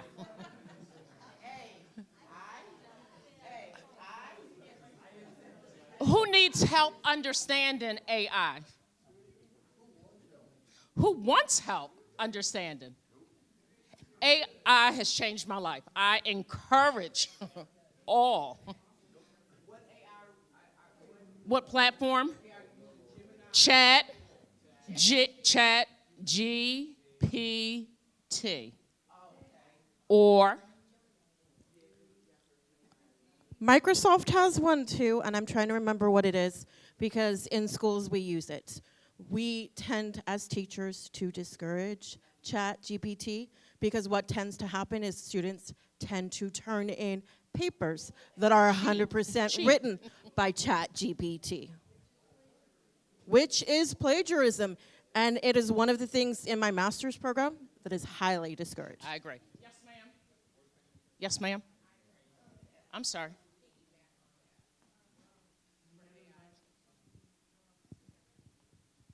Thank you. So Microsoft Copilot, Grammarly, they're all AI tools, and they're all Excuse a me. lot like ChatGPT. I work for Western Governors University, and we use what's called copy leaks. Oh, you can't hear me, sorry. There we go. Copy leaks, and so students are able, they can use Grammarly, they can use AI. However, we have tools when they turn in their assignments so that we know whether it's been generated by AI. So it's not necessarily that we are discouraging because I'm also a teacher, we're not necessarily discouraging people from using ChatGPT. It's just that you need to be honest about it, and you have to reference it at the end of your paper. If you used any AI tool, you're supposed to cite that at the bottom of your paper. So you can use it, but you have to use it with honesty. Thanks for sharing. In everybody's packet, you received a document, part 964. 964, I think it's page 1. Toward the back of your, yes, after the 3 dogged head picture. This document, critical, and you've got to understand your rights. You got to understand what you can do. You got to understand what your role is when you become a leader, when you hold a position. I encourage you to take time to read through it. If you don't understand a word, if you don't understand a paragraph, you should use AI. And AI will break it down for you. Who can go to their AI app real quick for me? Yes, ma'am, go ahead. Perfect. Go to your AI app, put in, you have your phone? Okay, ma'am. You have your phone? Type in how to start a resident council. AI will save your life. Trust me. How to start a resident council. That's some of the information we share.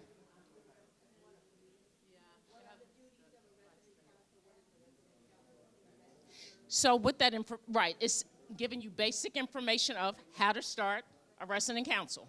Now, sometimes you may want to be more detailed. How to start a resident council in Tacoma, Washington. And see what happens, see what information's pulled up. Or you can AI. What positions should a resident council hold at Tacoma Housing Authority?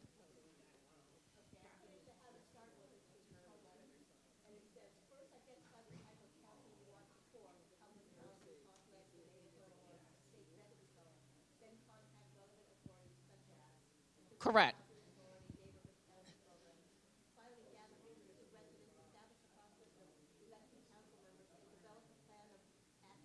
Perfect. Exactly.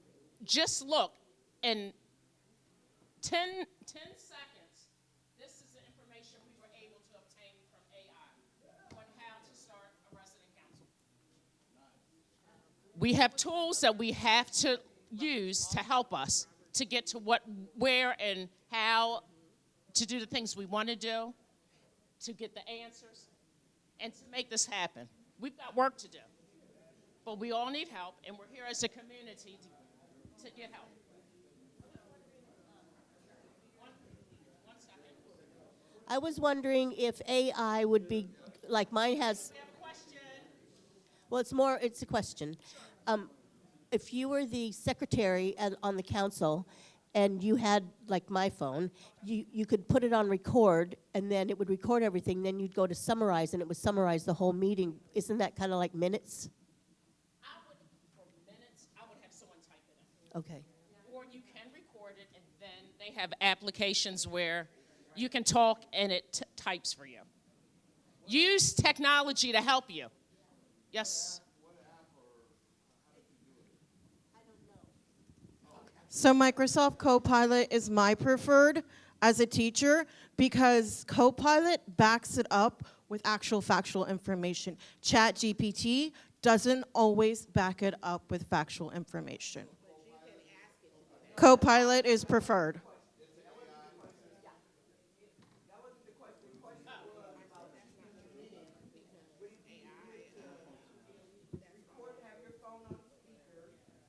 Record the minutes while they're being taken, and then have AI transcribe them into actual word into minutes as opposed to having to sit there and write them down while if you sit there with your phone on record, like you have the voice recognition record and all that, and take notes that way, and then have AI transcribe them and put them into minutes. Can the minutes be done that way? That was her question, right?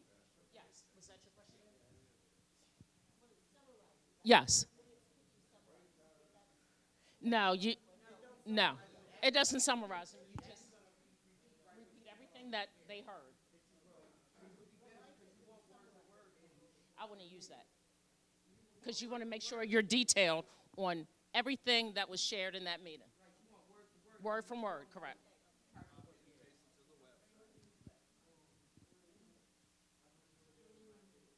Oh, I'm sorry.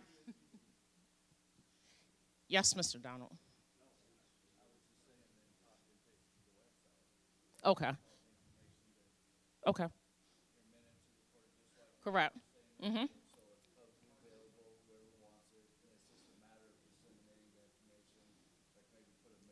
Can you hear? This is the resources available if you would like to utilize it. In the mail, right? Okay. That way people get it, I agree. and then they can access that information. Does everyone have an email address? Right, just making sure. I met somebody last week who did not have an email address and had an Apple phone. Okay, so I didn't know. I'm Android for life.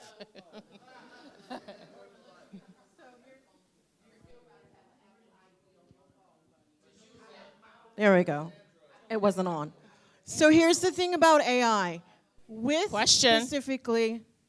specifically transcribing information, you can record, but it will not transcribe that information for you. You are still going to have to type it in. I will say this, from being on a sorority that runs by Robert Rules of Order. I happen to be a member of Sigma Gamma Rho, and I was their secretary.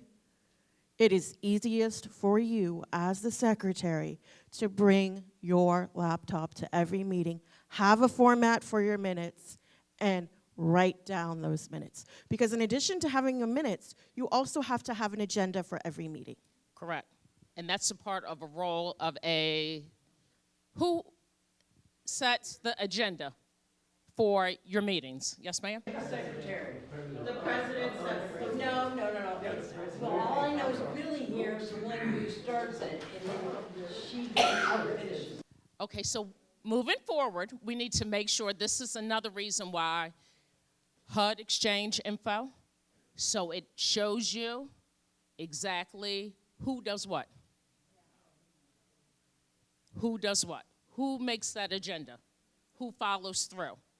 Having an agenda creates order within your meeting. Critical.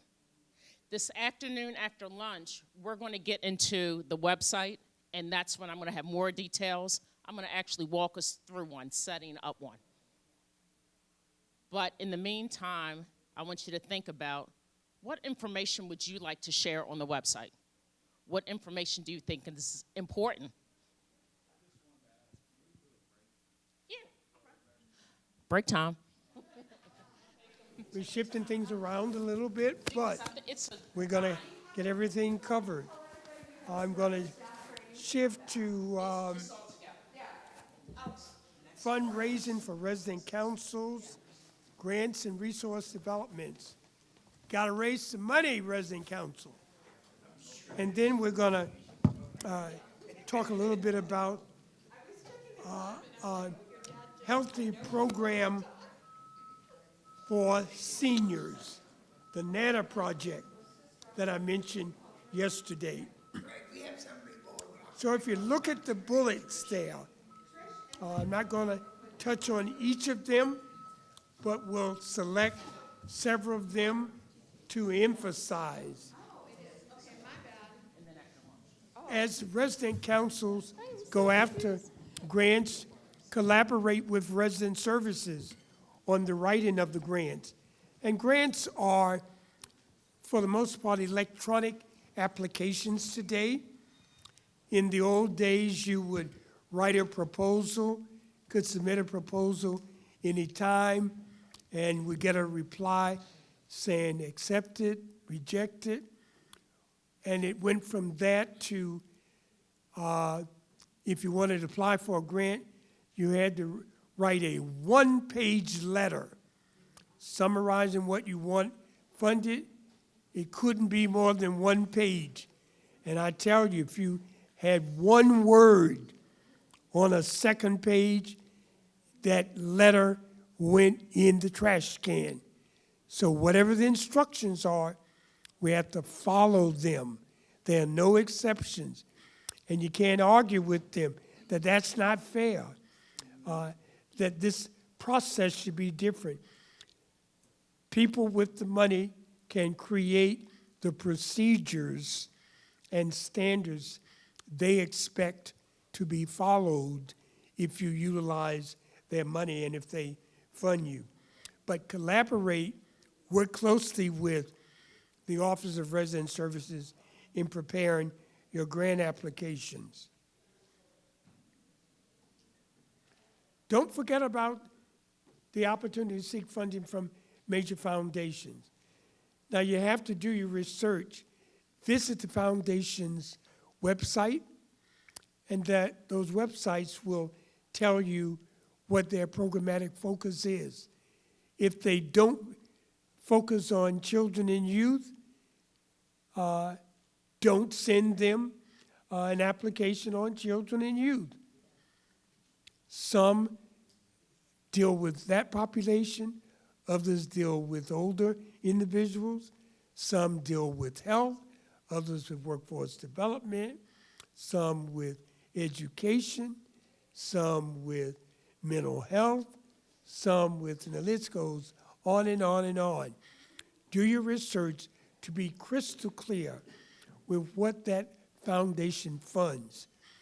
Now, there are a lot of foundations out there. They don't fund a lot of activities in public housing. We need to help them to increase funding for programs in public housing and for families. And good grant writing is one way of doing that. When we talked about the use of data and statistics, when you do an application, that's where you should use that data and those statistics to help justify a need to use their money to remedy a problem in the community that you represent and in the city in which you live. Helping people to move out of poverty, to graduate from school, to get good jobs, to improve their health, to become better parents, good citizens, a great neighbor, is a win-win for everybody. The public housing development is better. The city is better. The state is better. The country is better. So there's this ripple positive impact as a result of that. All right? Let's see. I mentioned electronic versus manual proposals, and you need to understand requests for proposals. Agencies will put them out, and sometimes they use a platform to advertise. You have to go on that platform, submit your application, and all the required documents. Read the application multiple times. The worst thing is to prepare an application, get to the end, and realize you're ineligible. Or the night before it's due, you're in the crisis mode, finishing up, and find that you are ineligible because maybe you didn't have the years of experience running something. So read the application, discuss it with the team, hear the eligibility. Do we meet the eligibility criteria? Be clear with that right up front. If you don't meet the eligibility, you can't submit the application. It won't be funded. I was preparing one recently, had done the work of that type of work, but not for the minimum number of years that that funder wanted, and realized that 2 days before I was to submit the application, had done the scope of work, the budget, the program model, all the major things that need to be uploaded to the file as a part of that. So a lesson was learned. Read the application several times. Several people should read it and talk through it to be sure you're eligible and that you understand what they're asking for. And we have to be specific. If you have to answer a specific question, answer it specifically. You can't beat around the bush. Get right to the point. How many children do you serve annually?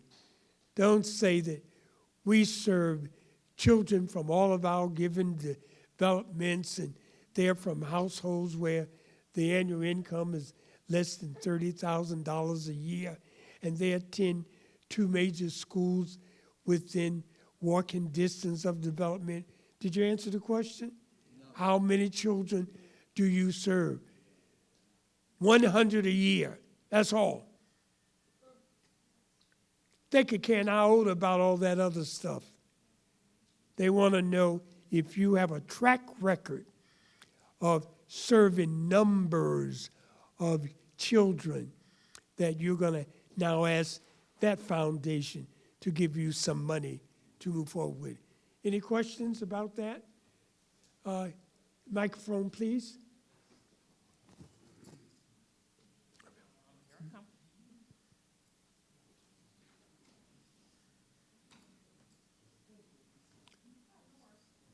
I have a question.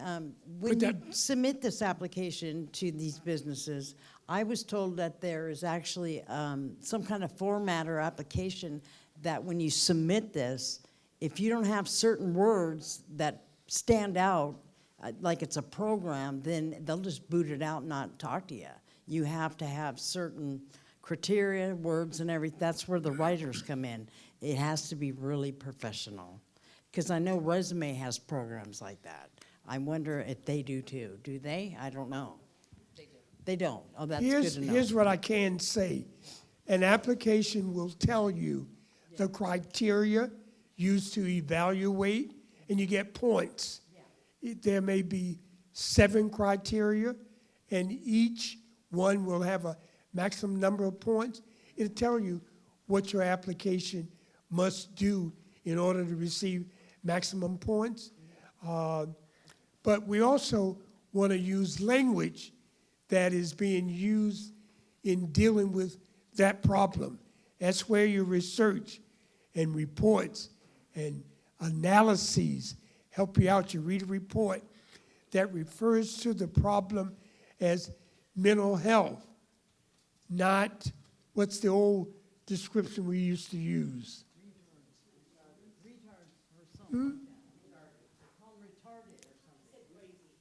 Hold on one All second. right, you can say residents who are crazy.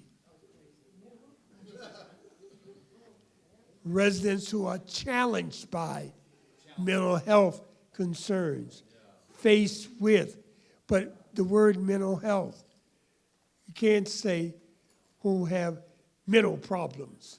That's not the current lingo. So you need to do research and know the lingo.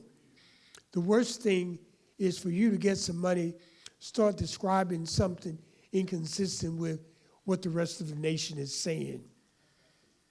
And if it's out of your league, you make a decision, should you go for it or not? If you're not capable of dealing with what's new in mental health, don't go for it. May be best for some other component of the housing authority to do that. Resident councils are not therapists. Resident services may be better prepared to mobilize that. You can be in with them, but who's going to be the lead? That's why there should be a discussion and collaboration around what's the best next steps to move forward with the proposed application. Use AI.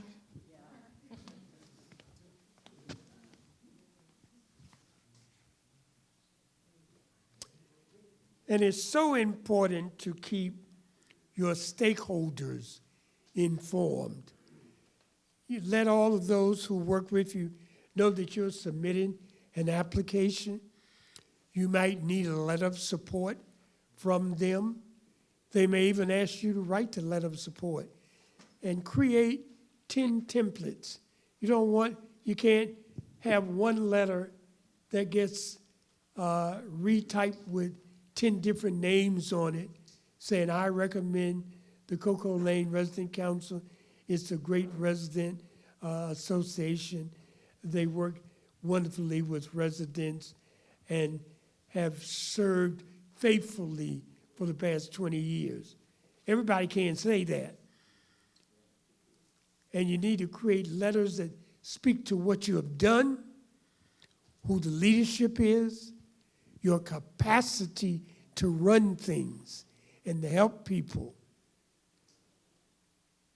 Where it's not a letter of support for Mr. Jones, it's for the resident council. It's not about Mr. Jones. It's about what the resident council has done. So keep that in mind. Update fact sheets. Update your website. Use posts on social media.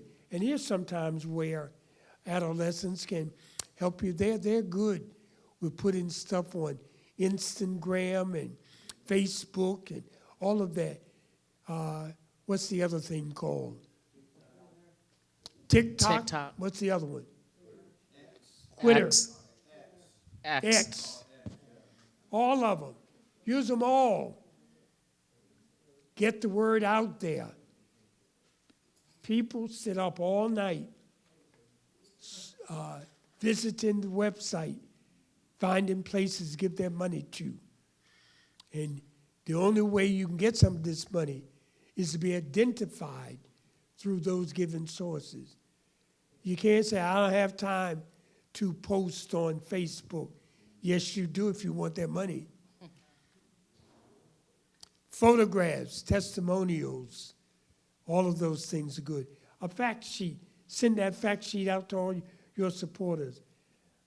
The funder is the Robert Wood Johnson Foundation. The program is called Healthy Hearts in Housing. Its purpose is to provide mental health referrals for 50 seniors with disabilities in our senior buildings. The budget is such and such. Number of staff to be involved, 3 people. Start date would be June 1, 2025. Basic fact sheet. Let folk know. You gotta let people know because some of them might have influence, might have something to suggest. And when you get the proposal, have a conversation with a few partners to review that proposal. Don't put your proposal on the website. Somebody will grab your information and use your proposal as their proposal. Now, once it's funded, you can put information up. But when you're getting a local review, it's confidential. You know that shadow that says confidential, private? Put that on it. And a note at the bottom, this information belongs to the Tacoma Housing Authority Resident Council and cannot be replicated or disseminated. That's a legal statement. And if somebody does that, you got a case. Because they can't remove, and you make it a PDF, they can't remove that confidential water shadow from it. Now they can retype the full thing, but there's software. When somebody replicates you without giving you credit, software will tell its source. Yep. Smart stuff out there. Be aware of all the things that you can use as a check. So, a few ideas about fundraising. Let's see. As we said before, the resident council annual report can be like a marketing tool. Yeah, tell your story, significant accomplishments. Resident Services does the same thing. Tell its story. People want to know, are you a good source for me to invest my money? I will not give my money to anything that I'm not sure I should be giving it to. And that's how funders think. And when you do an application, the words need to be spelled correctly, punctuated correctly. Need to know the difference between two, and two, there and there, it's and its, phenomenon, phenomena, curriculum, curricula. All of those things.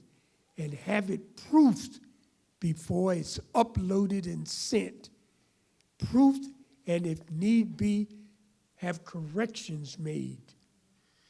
And be sure you don't send the form in with the, what are those things called, the markups? You ever gotten a document, somebody forgot to take the markups off, and it shows what was changed on the day, who changed it?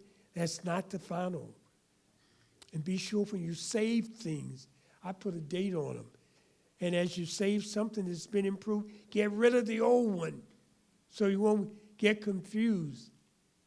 I sent to an auditor the wrong report once. The information was okay. I just made a few minor word changes. Another day, should have sent that one. But a lesson learned. You want the accurate thing. So you get in a meeting, the auditor has one document, I have another document. The auditor saying, I don't see that on mine. It's too late to say, oh, I sent you the wrong version. No confidence in you or the housing authority at that point in time. So a lot's in your plate. And this is heavy lifting. It's important work. It requires focus, undivided attention, high quality work, and a partnership sometimes with others who can help strengthen your proposal. If proposals, I can't take diagrams, etc., don't put them in there. Don't put little smiley faces at the bottom of your pages. Nobody's interested in smiles at the foundation. Don't put thumbs up. Not in the proposal. Not in the email. Business-like, professional.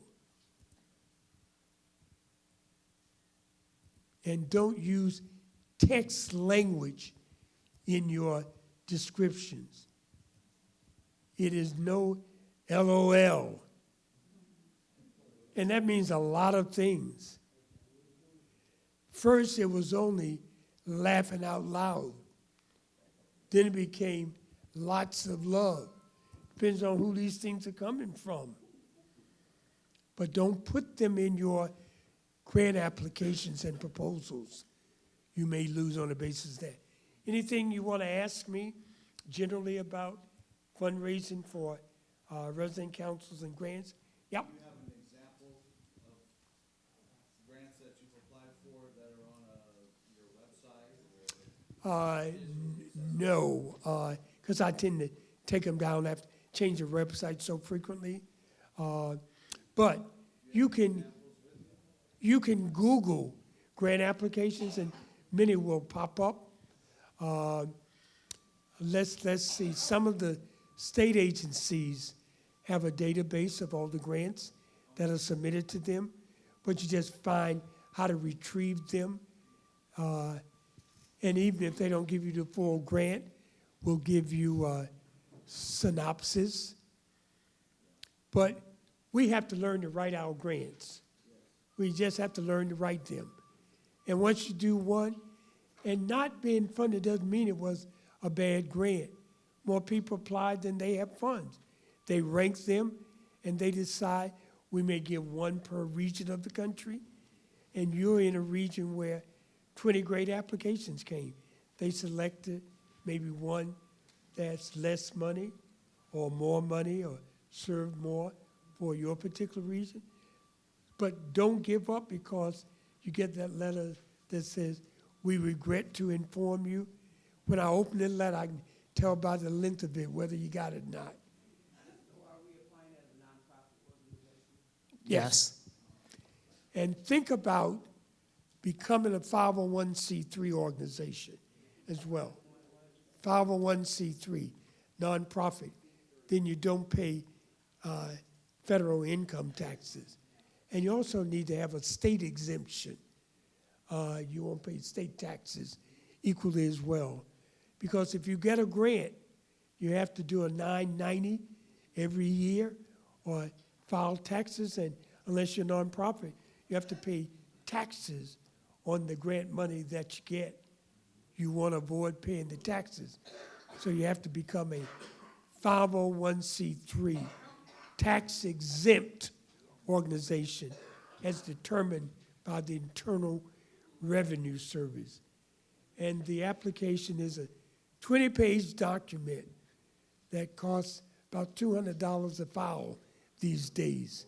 So look that up and become familiar with it. Yes. So for the 501c3 application, we will be doing it as a housing residence committee, right? And we will. Yes. What can we do to ensure we're not putting it under individual people's names? So that way when the resident moves out and someone else takes over, it's already established and it stays with that residence. In fact, they can't be under somebody's name. It has to be an good. organization. Okay. So even if Sam Little was president when it was awarded, if I leave, that 501c3 doesn't go away. The organization keeps it. We just update the file with the new officers. When you file a 990 each year, you list who the officers are as a part of the filing. Who files a 990? The resident council would have to do that. And some housing authorities, another department in the agency, files it for them, but it's your responsibility. And if you don't file them accurately, they take your exemption away. I think there's a question there. Oh, no. I was just going to make an example like Relay for Life, cancer. You know, they started 40 years ago, and they built a heck of a website, and it's going strong, 40 years now. So this can happen, but you have to know how to do it. And they get money from people, they get grants, they hold big relays. It's just a great thing. And they are also nonprofit, but they advertise that, but people give money all the time. So I think it's a great thing. I mean, if you can prove that proposal to be that solid, you can do anything, really. You actually do a disservice to the organization. Yeah, you think to so? maintain that methodology. And the persons, thank you, giving you contributions cannot use that contribution as a deduction because they put on their income tax form, the contribution. IRS verifies whether or not the organization was tax exempt, and if not, it's just the gift that they pay taxes on.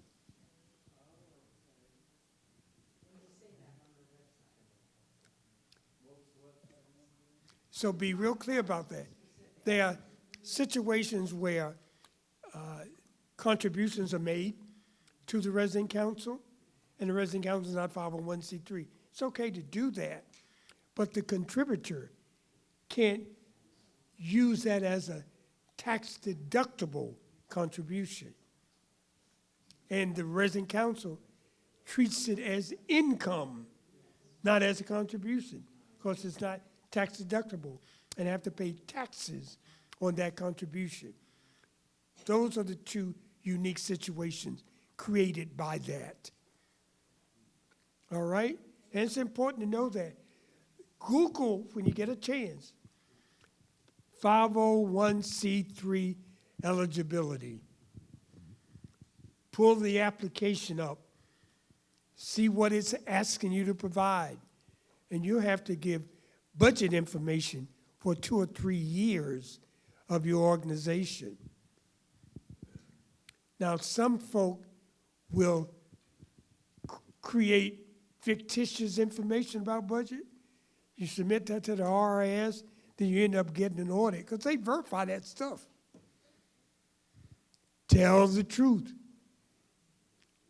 Be Bobby Brown, what? Do the right thing. Otherwise, it catches up with you. All right? I'm going to shift now for the next few minutes to, I want to see a video clip on the NANA project. The light off?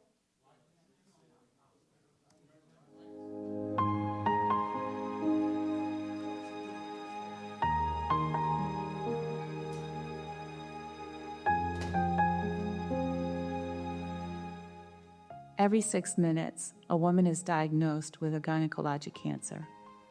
For women over 50, especially postmenopausal women, early detection could mean the difference between life and death. And yet, for far too many, that diagnosis comes too late.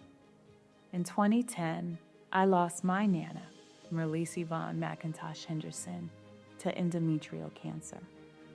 Her diagnosis came too late, and just 2 weeks after she learned of it, she was gone.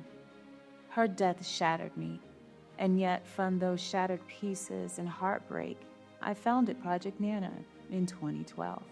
This is a movement dedicated to reimagining women's health. We focus on empowering seasoned women to recognize the signs and symptoms of gynecologic cancer, to advocate for early screening, and to access to better health care.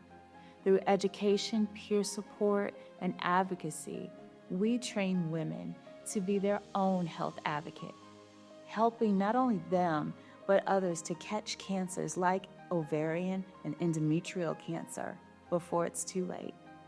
In 2022, a participant in our program was diagnosed with stage 1 endometrial cancer. And that is what success looks like. A diagnosis at an early stage and developing that Nana to be a champion who now educates other women and clinicians. But we can't do this alone. We need you. We need your help. Your donation today will fund educational programs, screenings, awareness campaigns, and provide the resources to make sure that no grandma, granny, abuela, postmenopausal woman, or as I remember to say, Nana, to be left behind. Together we can break the trend because in 2025, endometrial cancer is supposed to replace colorectal cancer as the 3rd most common cancer in women. We need to act now. Every Nana matters. Donate today and help us give more women a fighting chance at life.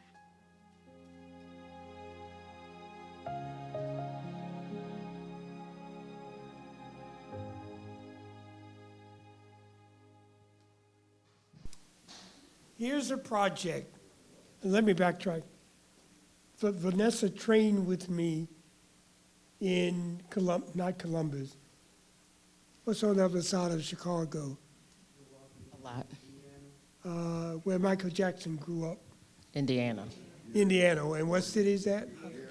Gary, Indiana. We trained the resident leaders at the Gary Housing Authority. And she was to go training with me. She started this project with an idea. And the first year, she charged $375 from her visa to get things in place. And over the years, it went from a $375 budget to now a 3 million plus budget, and it's still growing. She wanted something to do to address this issue as a result of the personal impact, the loss of her grandmother, in 10 days after learning that she had a form of a deadly cancer, and early screening and detection for women and the importance of that. And so I've been encouraging her to launch nano projects in public housing. More elderly women, young women, middle-aged women. It's an important health initiative that can provide education and direct link to services to get early information about this big killer. It's one of the health disparities that we are experiencing. So you may have an idea and no money now, and a small pot of dollars will get it started. Don't give up the hope. You may end up having something that will grow, that will become very attractive. And most of the contributions she has gotten resulted from doing a website describing this problem, what she does, and she's based in Virginia, in the Hampton, Norfolk area, Route 74 as we call it, going from 95 over to the ocean, the Atlantic Ocean, 3,000 miles over from where you are. So important.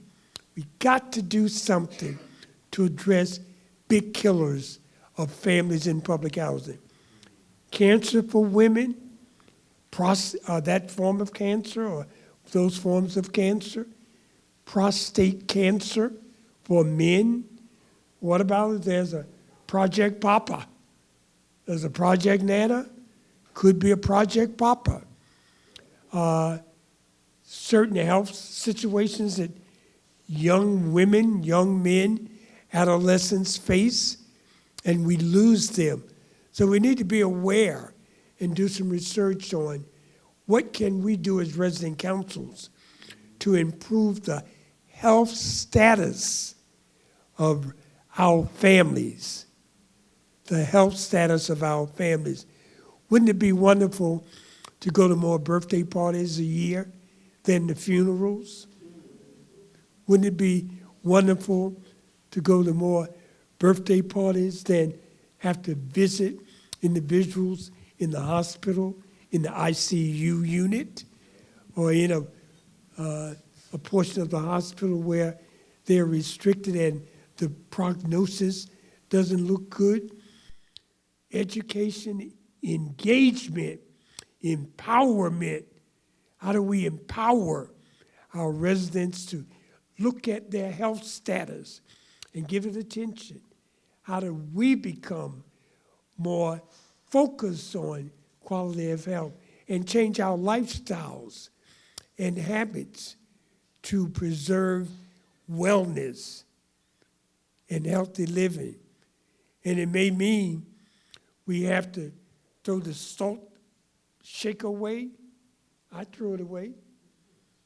It may mean we have to eat less carbohydrates, reduce starch, drink less Jack Daniel, drink more water, reduce the amount of sugar. I love candied sweet potatoes, but I've learned to do them now with half the amount of sugar I used to put in them.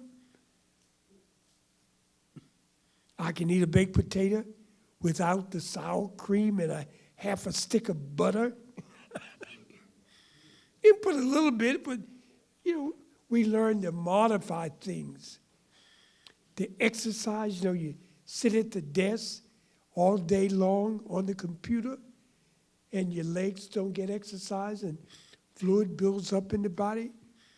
Walk, walk, walk, walk. Dance, dance, dance. Up and down the steps, up and down the steps. exercise these bodies, have a goal to be healthier in 2026 and do the things that promote wellness and improve health for our families. Healthy Families in Public Housing is the program that you're going to overarch at Tacoma. Healthy Families in Public Housing. That's the buzzword. What is it again? Healthy Families in Public Housing. And have some conversation with resident services how you can rebrand your strategy to focus upon that. Wonderful. I guess it's lunchtime, isn't it? No, lunch is at 12:30. At 12:30. Oh, I can go. Ah, good. 15 good, more good, minutes. Good. Okay.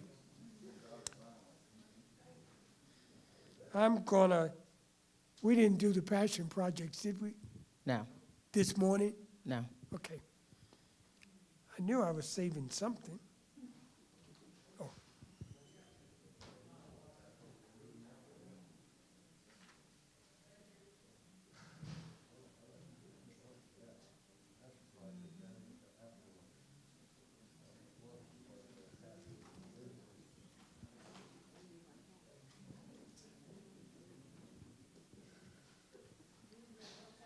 What's a passion project?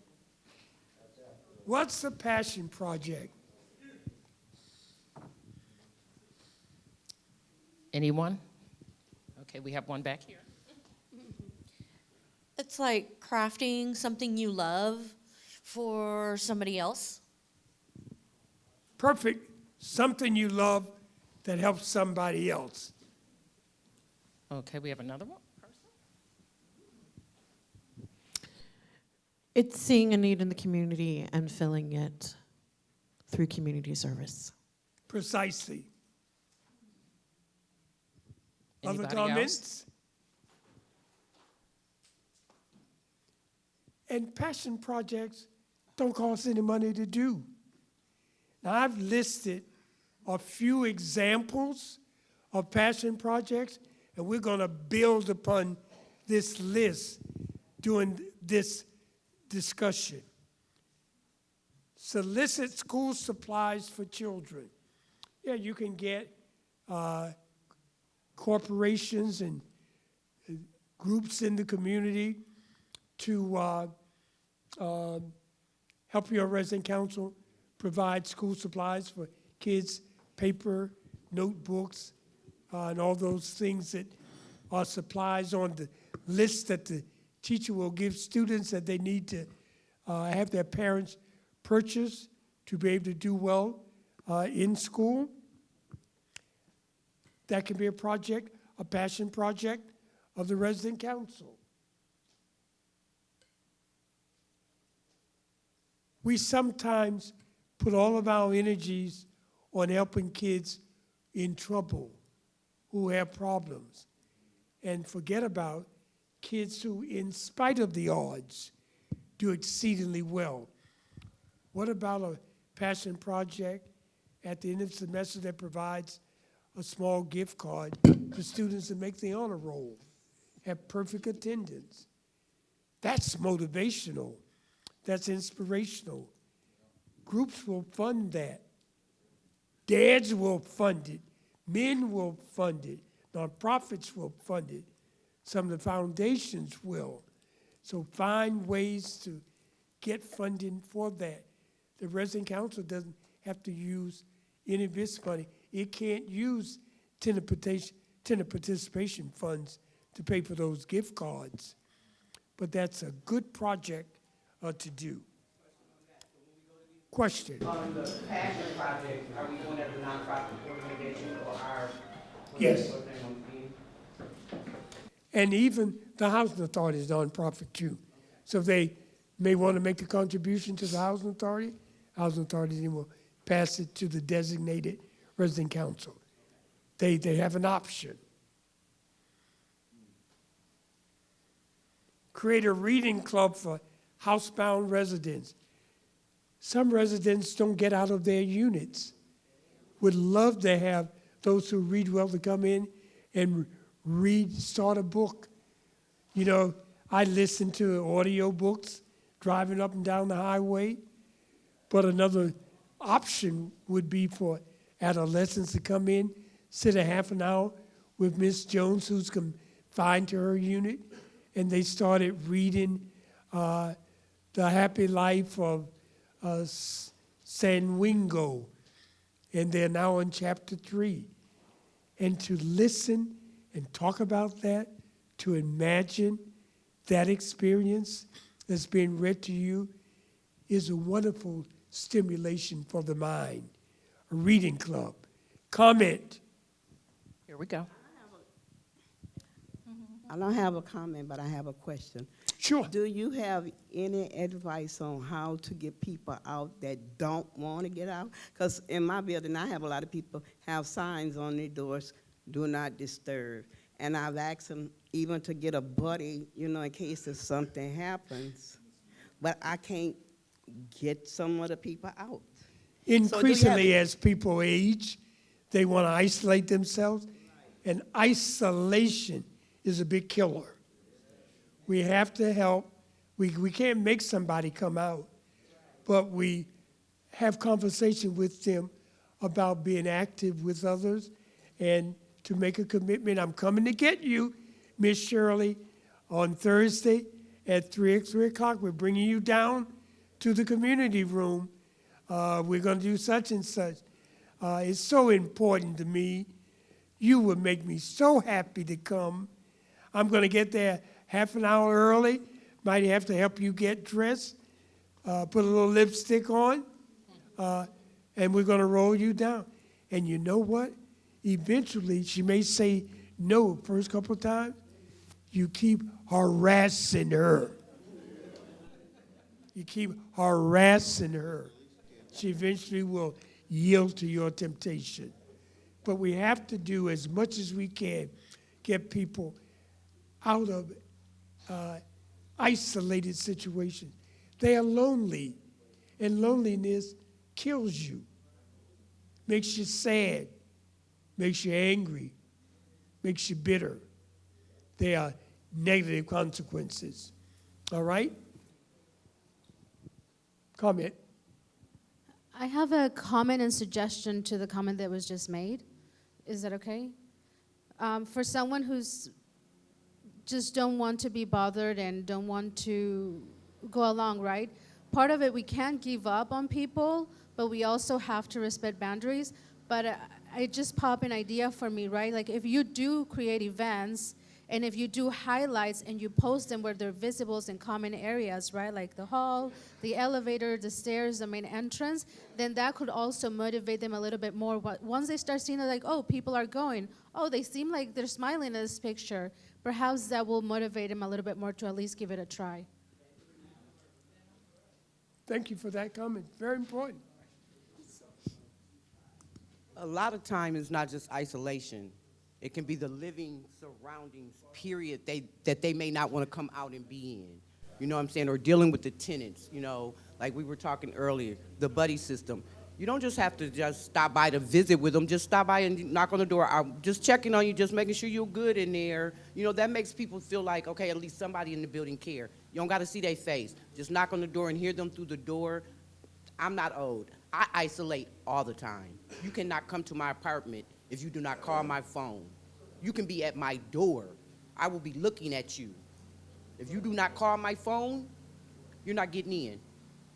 And it's not because I like to isolate, but just because of some of the things that have happened in the building, some of the tenant, you know what I'm saying? It's better to isolate than to try to mingle and then become part of the problem. Because it's very easy for people to say, oh, well, yep, you know what I'm saying? That's what it becomes, I think, becomes for a lot of people, that you do see out sometime and then just you don't see them.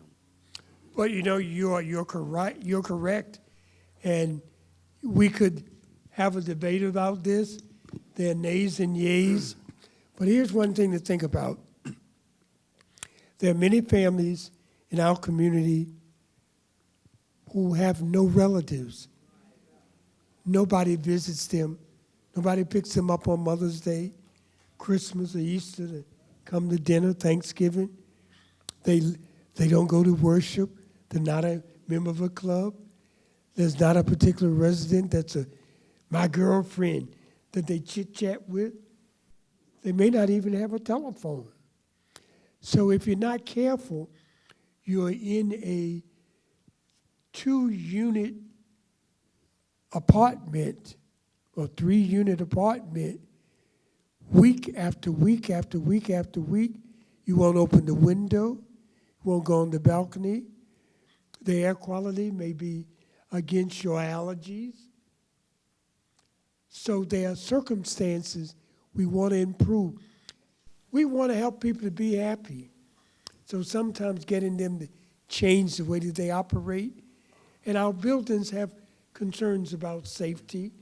They are much improved now than what it used to be. But we know all the concerns.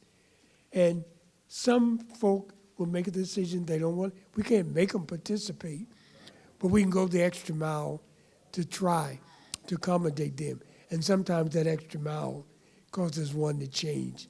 But it's okay. 100% won't agree to come. But the words start getting around. Oh, we had a great time. And Miss So-and-so, who never wanted to do anything, is the main one that will advocate that event. So often I go in an elderly building, and there are 20 people in wheelchairs sitting right in the front, just watching everybody who comes in and out. It's all they have to do, watching TV, not chatting, just sitting there. And when you have programs where you have a meal together, congregate eating, it socializes folk. We're born to be socialized. We were not born to be unto ourselves. That's what it's about. We are healthier, happier, in better shape, engaging with others. We recognize that. We value that. Different cultures have different standards around how much socialization, with whom you socialize, the language that should be used, the food that should be eaten. And we can't have a meal that's only geared toward one ethnic group, and you have a mixed cultural population in the building. We have to be cognizant of that. Everybody doesn't eat collard greens. Everybody doesn't eat sushi. Everybody doesn't eat pork. Some folk are allergic to seafood. You know, so much to think about, so many things to do. But that's okay. That's called organizing, being on point, being on target. But we want to do whatever we can to keep people active as long as we possibly can. Let's look at a few more of these. We have about 5 minutes. 5 minutes. Organize a public housing choir or musical group. I was at an event where a mother and daughter had great voices. And at that event, both mother and daughter did a solo, electrified the place. They gave them a standing ovation. All the voices, one sounded like Lentine Price, the other sounded like Beyonce. Wonderful. So somebody says, we got a whole lot of folk at this development who sing, let's start a choir. Spark went out. They started a choir with 7 people. It grew to about 20-some people, and now I think it's about 50 a part of that choir, and they call it now the Public Housing Citywide Choir, and have attracted talented voices from the developments. When the mayor has guests to the city and puts on an event, who does he invite and sing? The Public Housing Choir. Somebody's working with them to do a CD, to get some recordings done. You never know where these things are going. and don't take for granted it can't be done. Ideas come out of the air sometimes from an event that is held where you see the talent that resident leaders and residents have. Harness those talents, make something of them to benefit the broader community. Comment. I've been trying to get that started since last year, and I haven't been successful. I don't know what's going on, but I talked to Martha about it. I organized a band for Tacoma Housing. Yeah. And I haven't heard anything back about it or what's going on. I mean. And you know, sometimes you recognize talents that you can help. I spoke at a middle school graduation years ago, and the band played, had about 20 students in the band, and I played band when I was in school, played trumpet. And they had a little trumpet player in this band, reminded me of myself. Little guy played a solo, oh, I was rocking on stage. He was wonderful. So I said to the principal sitting next to me, I said, I'm so glad the students can take their instruments home this summer and can continue to practice. He says, no, the students have to turn the instruments in today, and we lock them up until September. Now, if you don't practice between the end of May and mid-September, you're going to lose a lot. Light bulb went off. I said, I want to meet that student's mother. I met the mother and said, can I buy your son a trumpet? I picked them up the next week, took them down to the Bose music store, bought him a trumpet. He practiced all summer, and I moved around jobs and kind of forgot about that. Was at a Morgan homecoming game, and the band was out on the field marching. And I saw this guy, said, that face looks familiar to me. Long behold, that was the student I bought the trumpet for. Made it out of middle school, out of high school, got a scholarship in music, was the first trumpet player for the Morgan State University Marching Band. You never know what your contribution will do. And back then, the trumpet only cost $125. They would cost $1,100 today. $125, I changed the trajectory of that young man. Don't want a Nobel Prize for it. Don't want any recognition. I did it out of what? My heart. That was my passion project. Made me passionate about giving and helping community with no expectation to receive something in reply. Comment.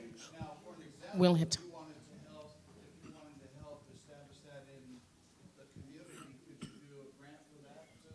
Absolutely. In some instances, you could do a grant to organize a choir because the choir needs robes. You need a music director. Might have to rent a piano or purchase one. You have to buy sheet music. You can't Xerox the music. That's in violation of copyright laws. You have to buy the music. Place to practice? Lots of things, yes. So that we do have a, well, at our building in Bay Area, we have a Can you handle the mic? Ted Brown music comes to our building, I think, Tuesday. Really? They're only there for like maybe an hour, hour and a half. Ted Brown is one of the stores that help a lot with kids and their instruments. So my nephew, we get a grant, and they do get grants for kids to get their instruments, paying their instruments. So at the end of the school period, those instruments are those kids. But we do have a Ted Brown, but they just come from kids. I don't know if they have a dog to come in with them, but they do have a Ted Brown music team where they're not playing instruments, and they tell you on there, even if you've never played it, come. Learn to play them. They come once a week. Yeah, they come once a week. Yeah, they care. They're from, don't quote me, but I think it's Somewhere between 3 and 4:30. I believe it ends at 4:30. Because once our building ends, we don't have no activities after the office is closed. So our like we have an opportunity after office is closed. But yeah, Ken Brown does come to the Bay Area.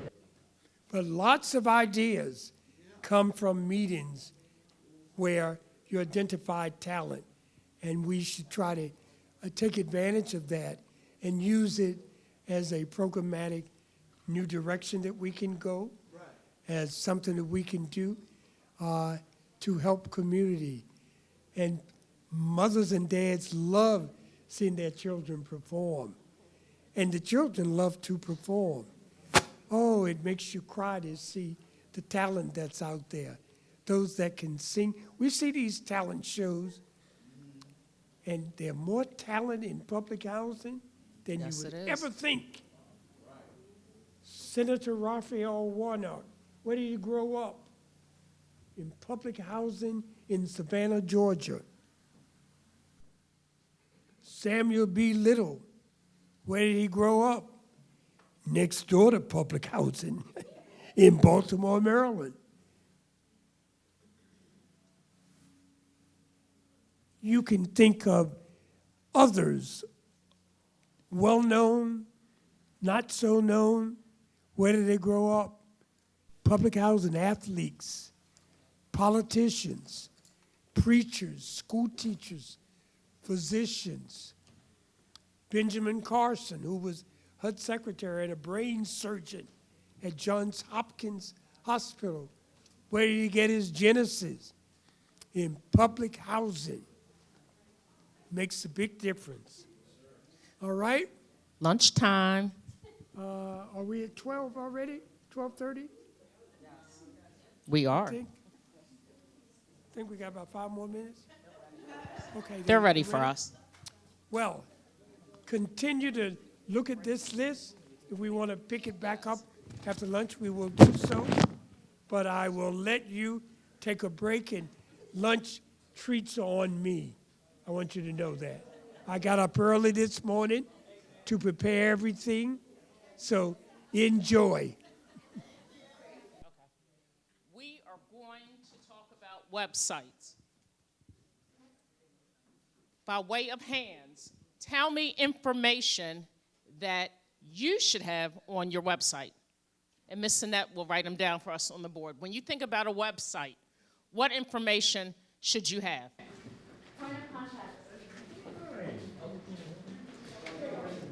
Just pull it, yeah. Point of contacts. Somebody else? I need about 5 or 6 suggestions. Hold on one second. Who we are, what we're about. Okay. Mission statement, vision. Yes, ma'am?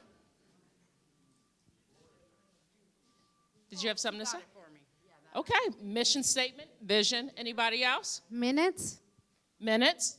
Very good. Documents. Yes. Okay, that's a part of your mission about us. Very good. Upcoming events. Yes. Think a little bit bigger. Think about a resident council website. What information do you need to know? Wait a minute, hold on.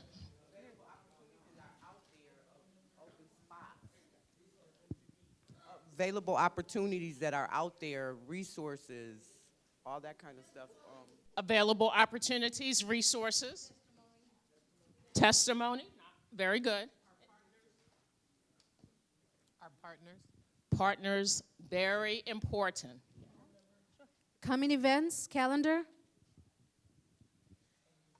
Anything else? Funding opportunities. What about a part of who we are? Your board of commissioners, your resident leaders, pictures of them, their bio, the president, treasurer, vice president. Any thoughts? Okay. Sure. Hold on.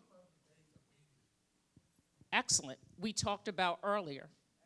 Days of meeting. The meeting days. We talked about earlier lack of communication. If you had your meeting calendar on the website, everybody would have access. Ma'am in the back?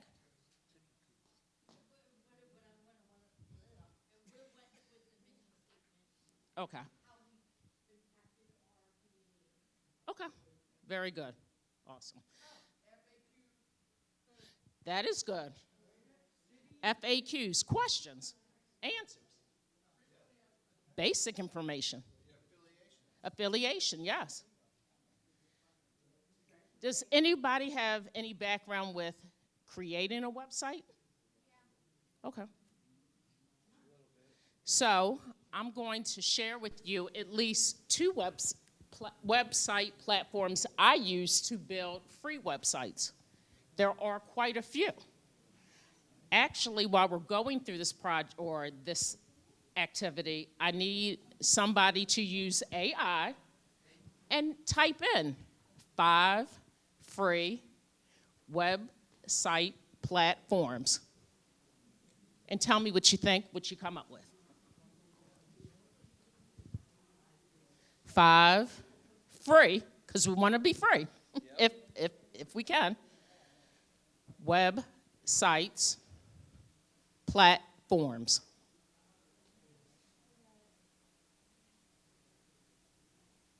Using AI, what did we come up with? Wix? WordPress.com, Google Sites, Weebly, and Strikingly. Okay. Okay.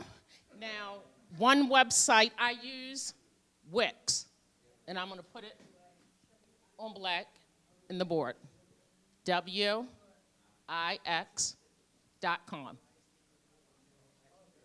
Now, I go to this platform because they already have templates that I can use. All you're doing is changing your information based on what it is. Here's another platform we use sometimes. Colorful. It attaches eye contact. Somebody's going to be interested in going through your website to learn what you are about. But now you can even use AI, again, AI, to create your website for you. You just tell it what you want it to create. So, these are some things that as a resident council, or even before you create your resident council, you need to think about what information you want to share on your website. Now, I think we had minutes, very important. As the treasurer, correct, ma'am? Yes. Who's the treasurer? Treasurer. Mr. Steve, I had it all wrong. He's the treasurer. Okay, minutes. This is where you put information about your budget. This is where you may want to upload the document we talked about earlier. Yeah, for everybody to see. The HUD toolkit. Yeah. Have your website be a resource for your community where they don't have to call, they don't have to text message, or they don't have to wonder. Put in your domain name, and voila, they have everything. So, just think about some of these questions, some of the information that you need to create or have access to in order to build out an amazing website. Comment in the back? Now, also, with the website, it's important that you have as much information because when you are looking for funding, they're not calling, they're going to your website. They want to hear about your events. They want to hear the facts. They want to hear, how's the money being spent? They want to see, oh, they meet once a week, every other week. They're in order. So as a funder, I'm going to give you money. I'm going to take a chance on your needs and your purpose. Mission and vision. Doesn't have to be 5 pages, 3 sentences, but make it clear what you do. And take your time one day when you have a chance, just do some research on nonprofit websites and see what's out there and see what you might like, because you don't have to create the wheel again. Use some other information out there and cater it to what you do. Now, question, passion projects. I know Dr. Little shared a few. Are there any passion projects or even particular programming that you would want funding for as a resident council? And we'll get to yours in 1 second. Any comments? Okay. What about? Tell me a little bit more. What kind of program would you like?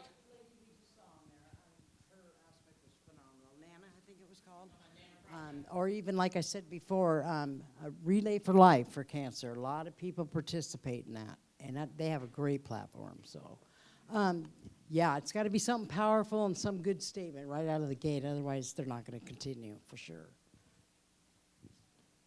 So we have healthcare programming and projects.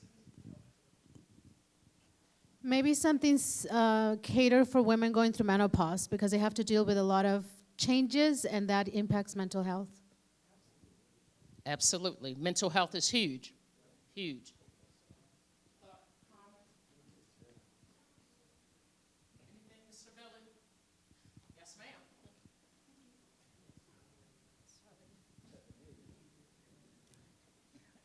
I don't know how to word it, but something catered for young children without a father figure. Like a mentorship. I was thinking about that. A mentorship? Like a Godfather program. Okay.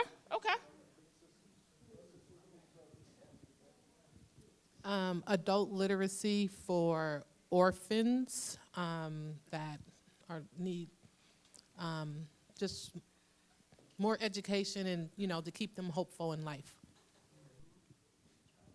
Education is huge, and there are funders who want to support organizations like yours who educate the community, who educate children. That's huge. Financial literacy, huge. Anything related to healthcare and diabetes, cancer, other healthcare challenges, huge. Self-awareness, correct. Maybe something tech related to keep our senior residents able to keep up with the times and technology. Now, question, operating the website can be fun and it can be challenging. Consider who's going to operate your website. Maybe someone in your council does. In the past, I have used some of the high school students in our community, and I provided them with an incentive card. So monthly, when we had updates, they would come to my office, update the website. We would give them a gift card to Walmart. They can use for whatever. And that was their job. And they would update, and it just worked. Everyone had the resources, the information. It was on time. So think about that. I'm sure there are young people in your community who could do this with their eyes closed. I mean, they are so computer savvy. Years ago, they used to have a program here in Shalashan called the Eastside Scholars or something like that. I think it's called the Gear Up Scholarship Program now. But students had to maintain, it was something simple, and I don't remember, I think the Washington Education Council might have funded it. But they wanted specifically low-income students that were in high school. They had to maintain like a 2.5, and then they had to do community service of some type to get their 20 hours a week. And then back then, they paid us like $80 every 2 weeks or something like that. Now, I would tell you, one common type of program I see with a lot of authorities is some sort of scholarship program. That's probably one of the easier ones to start. And it creates awareness for what your community does. Okay? So let's kind of use that as an example. We're going to talk through that, and then I want to show you one good website that I kind of go back to as just a sample of how it should look, information you need to collect. Maybe there's an event that you record and you want to upload a YouTube clip. So there are things that you can have on your website and make it creative and fun. The worst thing you could do is have a boring website, because nobody will look at it. Something catching on that homepage, just to bring them in. Correct, correct. So let's talk about a scholarship program.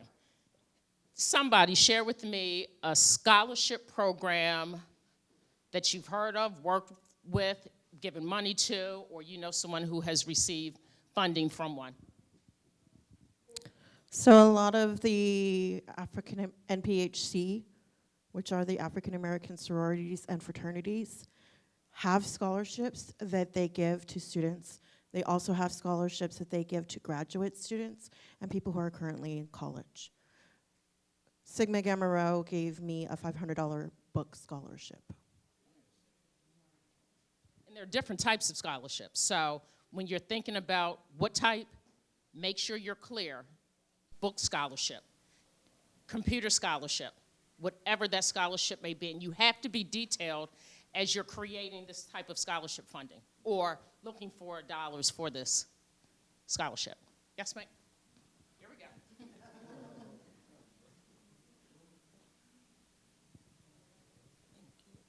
There is a scholarship for the state of Washington, and it's called, I'm sure some of you guys have heard of it, the Elizabeth Wesley Scholarship Program. It's been around for about, I'd say 20 plus years. This lady was a phenomenal woman of God, and they named a scholarship. She started the fund with like maybe 3 high school kids, and it has grown. It now services like over 300, 400 high school seniors throughout the whole state of Washington, Spokane, Western Washington, Eastern Washington. There's a program every year, so it can be done. And she actually used to be an older lady. She was a great door knocker to get donations and people to contribute to the scholarship fund. Thanks for sharing that information. How do you keep track? You have to keep track of donations, right? Absolutely. How do you document if it's a cash donation?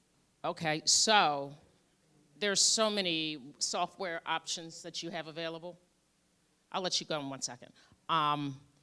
Whoever your treasurer is, and actually your president, vice president, treasurer, and secretary, they'll have access to this document and any monies that come in, cash, check. If you're in a position to accept credit card, everybody uses Cash App, and what's the other one? Zelle.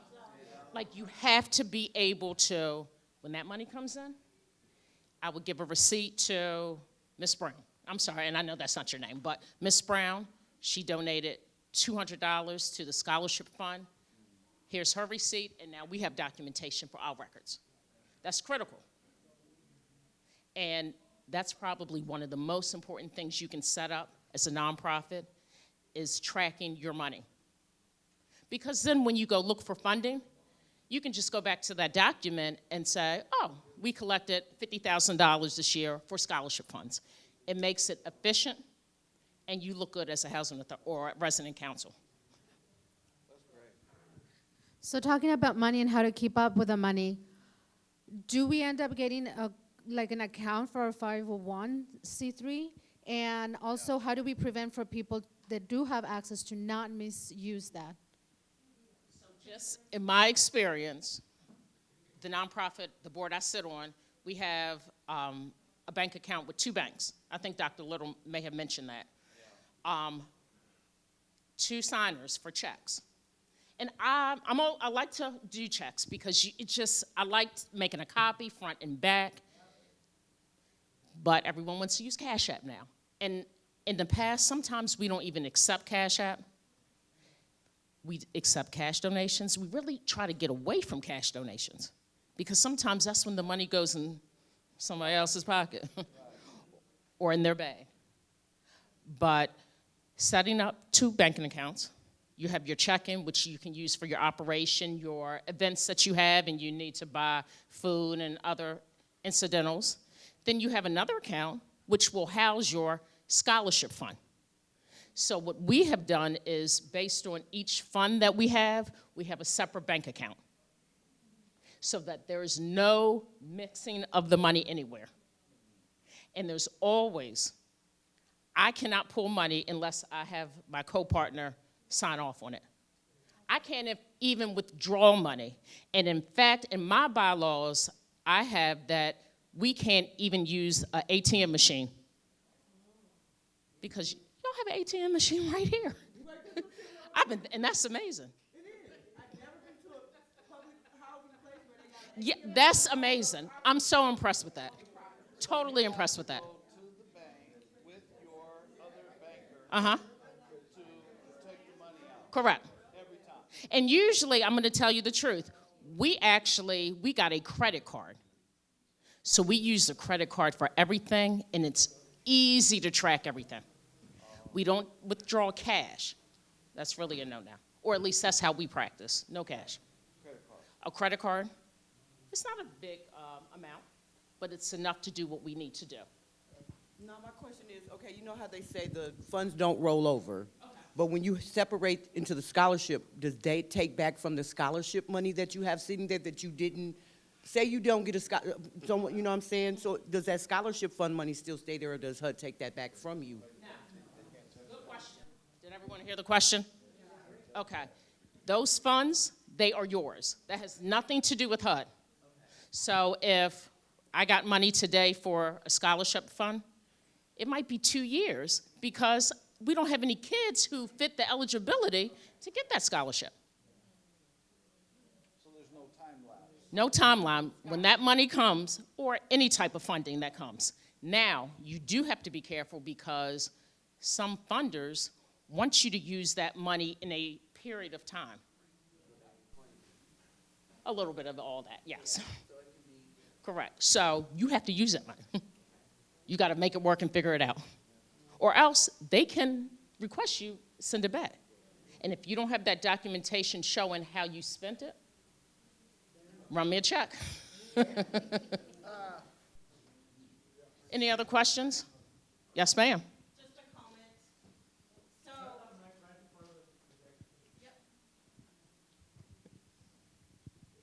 yay. Just a comment. So, when you're keeping track of your finances, there's multitude of apps you can use. You automatically will have your online checking account app that you're going to use. But in addition to that, you can go into Excel and create just a simple spreadsheet. That's cheap. If you want to pay for something, there's Quicken and there's QuickBooks. Quicken is the easiest one to use. Absolutely. But those are tools that you have to have in place in the beginning. Know where your money's going and know how to track it. Yes, ma'am. And then for any tools that we do end up purchasing, right, we could use the same amount that we have for the 501, for our nonprofit. We could use that same money to support the tools that we need in order to keep things running. Repeat your question.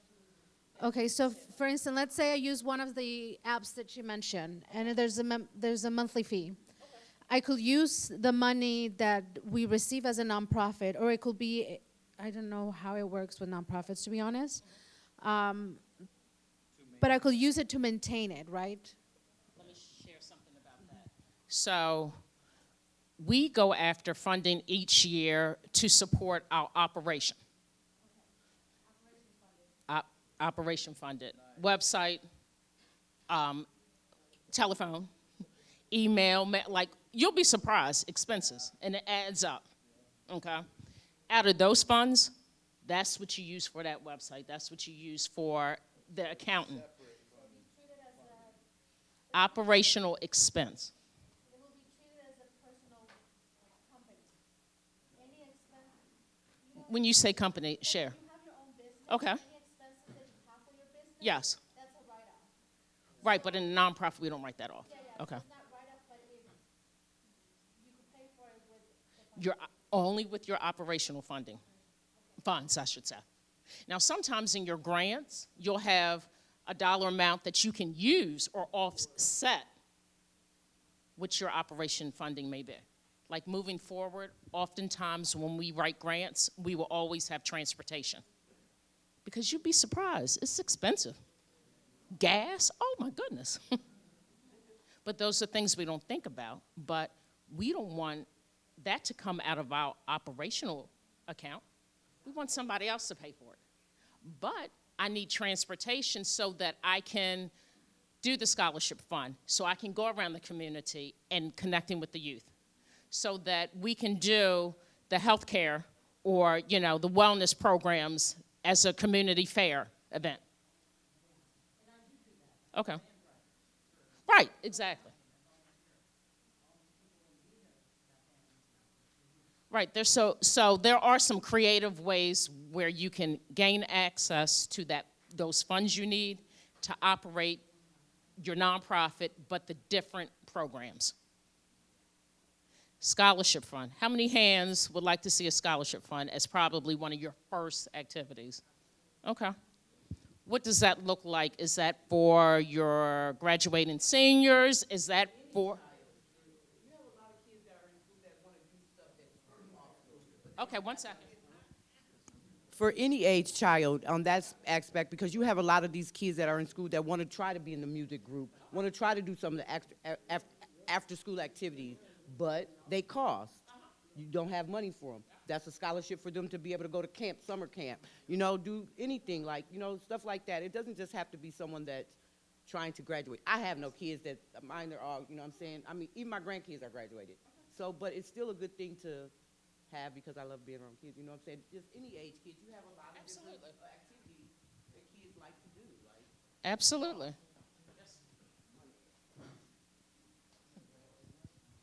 You can also do like a needs grant for that kind of situation and then save the scholarship for students in education.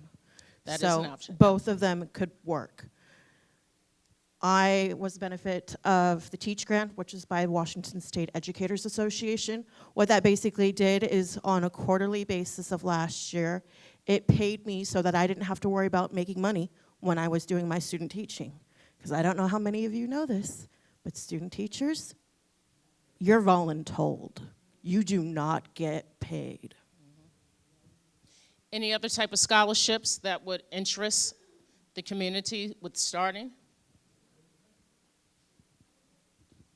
So also, if you guys are not aware, there's a lot of apprenticeships that are going on right now.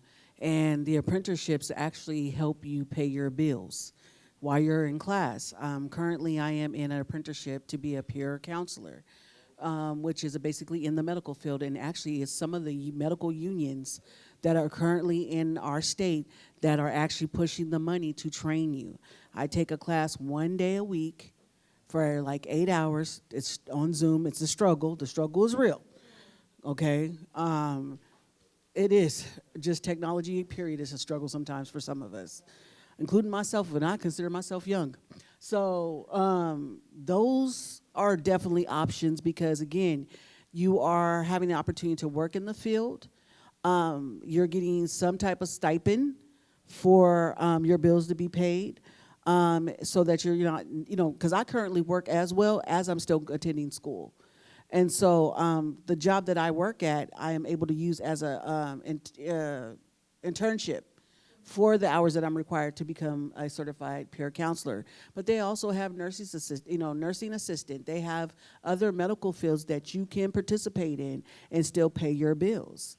And it's just a certification. Sometimes we don't always are able to go to get an associate's or get our bachelor's degrees or move on forward with that. But this is a simple way that you can get credit for something that you like to do, and also you're getting free schooling.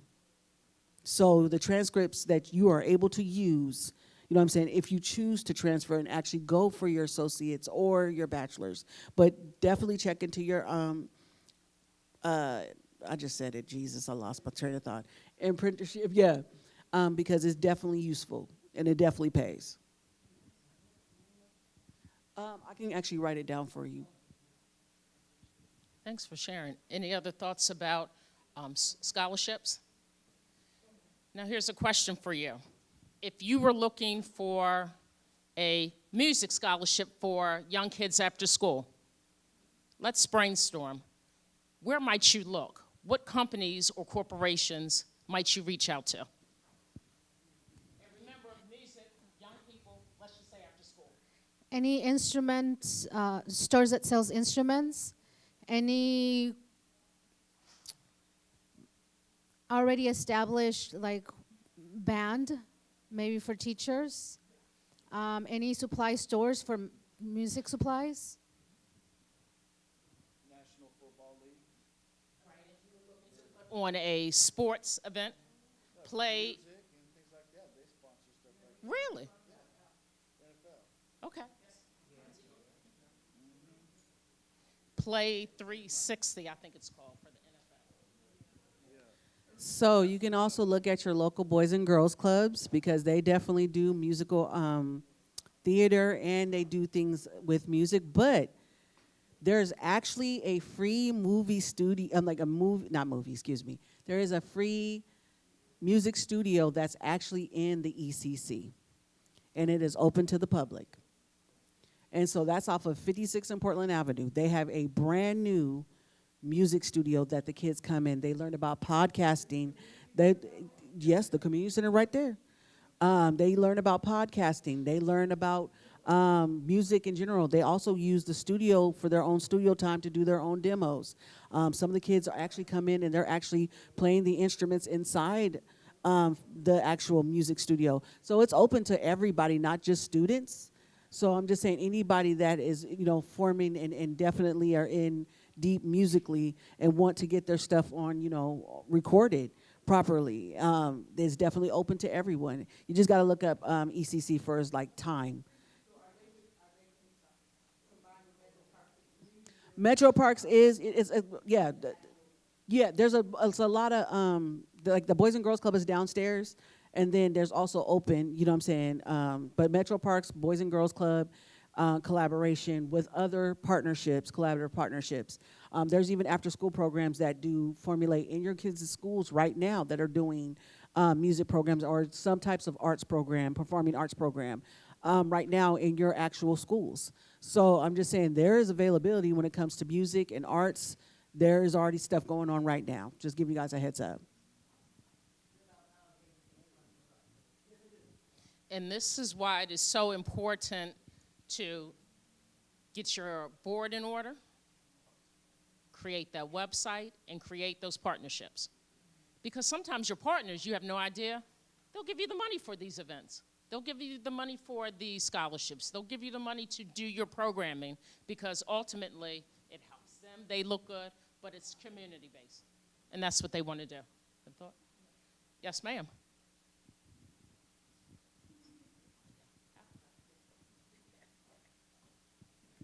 Just another thought for the website is like comments and suggestions.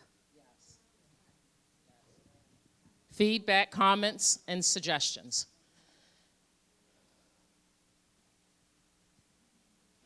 Now, I just want to look at just this one website, nothing pertaining to really what we're doing, but just look at it and the color they're in it.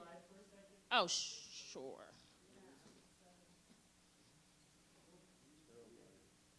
This is just a housing organization. I believe they're in New York. And I'm not here to just share about their information, but just look, let's go through their website. CSH.org. Yep.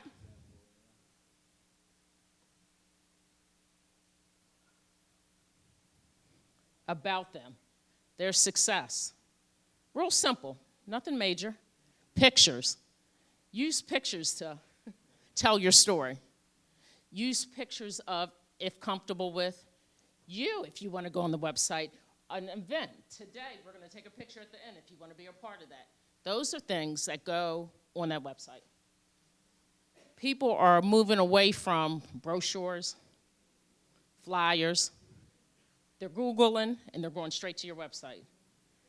Fiscal responsibility. People want to know how their money is going to be spent. Real clean and cut pictures. And if you don't have them or don't want to take them of your community, this is a photo stock. That might not even be their building. I'm sure it's not their building. I'm positive. But doesn't it look nice? Presentation's everything. FAQs, didn't we talk about that earlier? Real simple. Is supportive housing permanent? And then, see, they don't have their website up, oops, but just very informative. Let's go back to this page. So as you're just kind of thinking of what you want your website to be, what information, this is very resourceful. Training center, health resources, careers. Maybe you know there's a job opening at the community center. Yeah. Maybe Tacoma Housing Authority, you have a link to careers that are on site. I don't know. That's very helpful, careers. Yes, ma'am.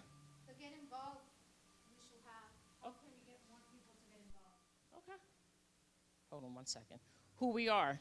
Again, the work, subcontracting opportunities. This could be a situation where you're looking for somebody to teach a music class or direct a choir. Those are sub-opportunities. Our financials, back to that money. Now let's click on this because I don't want to go off track, but just want to give you a sample if it's up. So here they have all of their documents, and let's open this one, hold on. And this is where your accountant will get involved. This shows you, and I'm gonna kind of go through it quickly, just information about what they do, and let's get to the money. Ooh-la.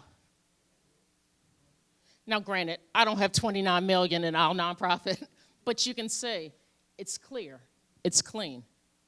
What the money is, where is it going?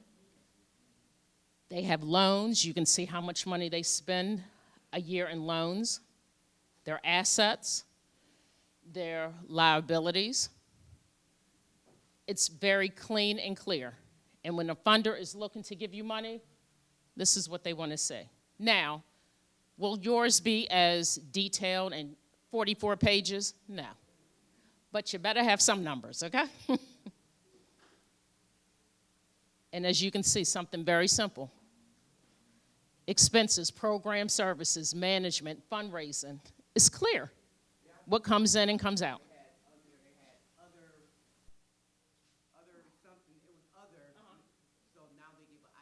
Correct. It's itemized of exactly what's coming in.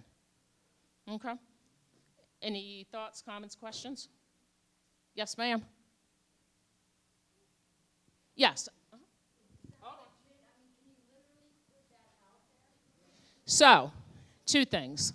You don't have to, but on your website, you should say it is available. Contact us, call the office. You don't have to. I tell you, the larger nonprofits usually will. They usually will. And even you can create some sort of a marketing tool that just is a one-pager, and it might have a pie graph. And it's just very clean and colorful and shows money's going here, money's being used here. Make it simple, real simple. Don't complicate it. And I didn't want to show this to make you nervous, but just to give you an idea how it should show or report. Let's go back to, were we at this one? No. Let's see. Okay, so again with the financials, who we are, solutions. This could be where you upload the toolkit, HUD toolkit. This is where you can have your bylaws. Just a click and people have access to it, and that's what you want. Let's look at the resources, get involved, and then we are done for our section. Again, under resources, they pretty much have the same information we saw on the first page, But that's where you will put your upcoming events, your calendar, however you choose to do it. Yes, ma'am. Hold on.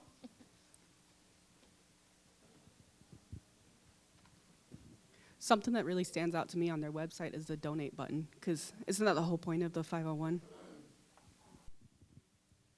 So, we got to get the money coming in.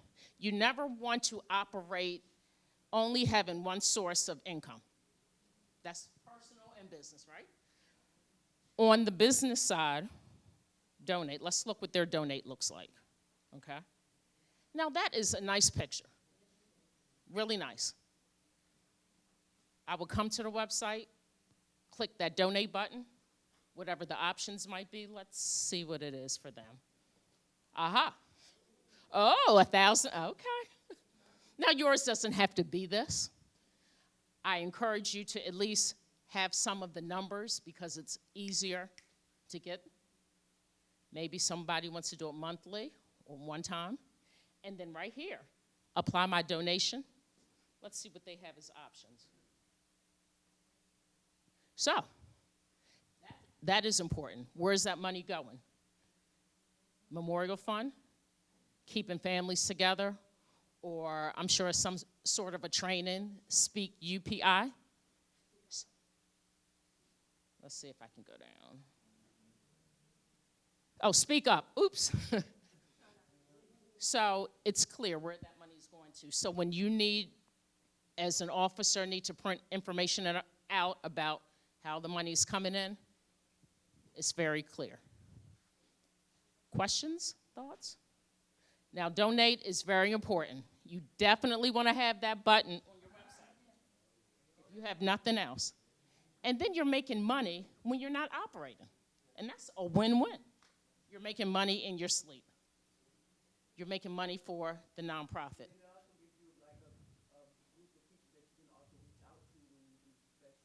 Mm-hmm. Mm-hmm. Absolutely. And then you can just come up with a statement about, again, how the donations will help the community you serve. And sometimes you'll get donations that won't be for a particular fund. So as a body, you have to figure out where those funds will be used. Any thoughts, comments? So this is just an example of a website that looks pretty good. They happen to be housing, but just I want you to be in thought process of trying to figure out what information you want to give or put on your website. Yeah, let's see what happens there. Okay. So let's do sponsorship opportunities. Let's see what they have. Oh, so looks like this organization focuses with solving homelessness and building communities. Ways to give. Okay, so they had a scholarship to send people to a training in April. You could have a scholarship to send residents to a conference that takes place next year. And you can promote it and advertise it on your website. Maybe somebody wants to do that. Yes, ma'am.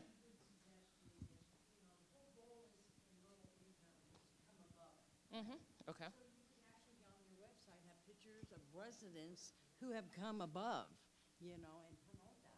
I mean, that is fantastic. Absolutely. Yeah. Promotion. Let's see what else they have.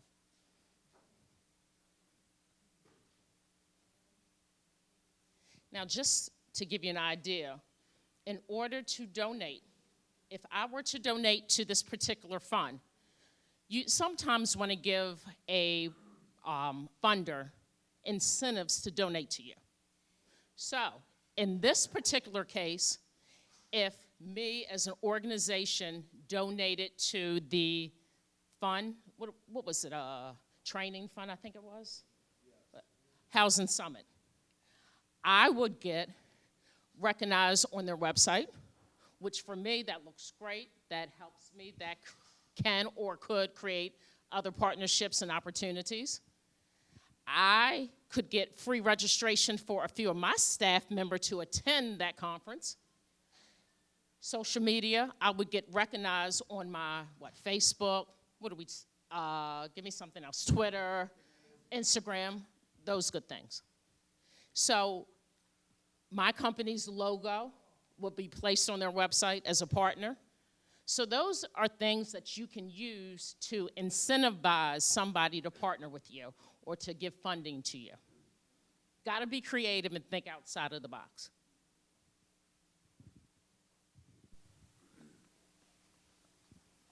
I just wanted to share something that I learned about going onto websites and those who have donated or sponsored and have this type of recognition. At the bottom of the websites, they have multiple donors, those names. And so what I do is I will record all of those donors that donated to this agency, and then I will then solicit them. So I have a list of people or organizations that, provide scholarships or donations or grants and things like that, so I don't have to go and do all the research and searching around myself. And that, people love that. People love to see their name on a website as a donator, or they donated funds for $5,000. Now, what you said is very true. And what I do is, if I was looking for housing resources to solve homelessness, and they had a list of their previous donors, I'm going to those donors' websites and seeing what scholarships are available for me, what future funding is available for me. Absolutely. There's their. Uh-huh. Well, there we go. I mean, I didn't know you could do that at all. But for example, like race car drivers put their sponsor stickers all over their race car for advertisement. I mean, that's a brilliant idea. But I didn't know you could do that too. That is smart thinking. Yeah, that's brilliant. Like, you want to go to the agencies, the organizations that you know are supporting your causes. Yeah, that's brilliant. I'm sorry. So just something to think about. The last questions? Any other thoughts? Yes, sir. Oh, I'll come. Phil's Donahue show. Right. I got my workout in. Yeah, Miss Lee. Miss Yes, Lee. sir. Yeah, I want you to emphasize. Is Yeah, I ain't gonna put it in. Oh, please. Whoa. Miss Lee, where are you? Yeah, could you emphasize on my grandchildren for mentor? Do they have anything of that sort? Reading, writing. Wait a minute, say it one more time, just a little bit louder. Do you have any information on children that need help with reading, mentor, reading, math, subjects like that to get them going before they get into middle school? Absolutely. This young lady, she will share, because I know she has some resources. I want you to talk to me about the little children. Okay. How we can help them out. They really need it. Absolutely. Sure. You can't donate yet until you have that council set up and have those bank accounts set up. I have a question. What is the age of your children, your grandchildren? Okay. So again, unfortunately, we don't have anything for the 5-year-old. Once the 5-year-old turns 6, we will. Your local Boys and Girls Club has that already. And on top of it, they also have scholarship money to offer for those who are low income. So even though you may need to pay a payment for the littles, like I said, the ones that are in elementary, definitely. And I'm talking about Boys and Girls Clubs in predominantly all locations. Okay, because there is still a Boys and Girls Club at the ECC, and we are taking in children. We already help with reading and math, and we provide mentorship. We actually have a fraternity, a Black historical fraternity, Omega Phi Psi, that actually provides mentorship. They provide a program called Passport to Manhood. And they do it every year, and they do a wonderful celebration for children that are like 4th grade all the way up to high school. Also, just to let you know that if you're your 11-year-old, is the 11-year-old in middle school or not yet? She has information. Go ahead. Okay, so when they do cross over to middle school, they are only $15 a month. The Boys and Girls Club also provides food and snack, so you don't have to worry about dinner for the kids. And we have an amazing cook named Miss Marriott. Shout out to Miss Marriott. She used to be a pastry chef at a restaurant, 5-star and everything. But boy, when she comes to them pastries, it is happy day, happy day. I blame her for my diabetes, but we love her still. So $15 a month, and then once they get into high school, it's $5. It never changes. Those are consistent. The Boys and Girls Club right up the street, and any Boys and Girls Club that's in Tacoma. East Side is up here on 56 and Portland Avenue, actually in the ECC. We are downstairs. Yes, there's one on Hilltop. That's called Al Davies. There's Al Davies there. There's also one. Yes, they do. And actually, there's another fraternity that does the mentor program actually at Al Davies. Sells Alpha Phi Alpha. Yes. The director at Al Davies. Yeah, that's going to have to be on the website. I do not know who the director is. I know who the branch manager is. And her name, oh God, no, Miss Sierra is actually higher up now. So actually, yeah, she used to be the director over Al Davies, but now she's got a larger role. So she's actually, I think, if I'm saying it correctly, don't quote me, I think she is the director of operations now. So she's higher up. So Mackenzie Lane is in charge as the branch manager over, regional manager actually over at Al Davies. There's also one on the south end, which is off of 66 in Tyler. That's the Shots Club. That's a very big club. It's next to the Star Center. That one, that's where I started my great journey. I'm an Al Davies kid, but I mean, that's where I started my work journey there.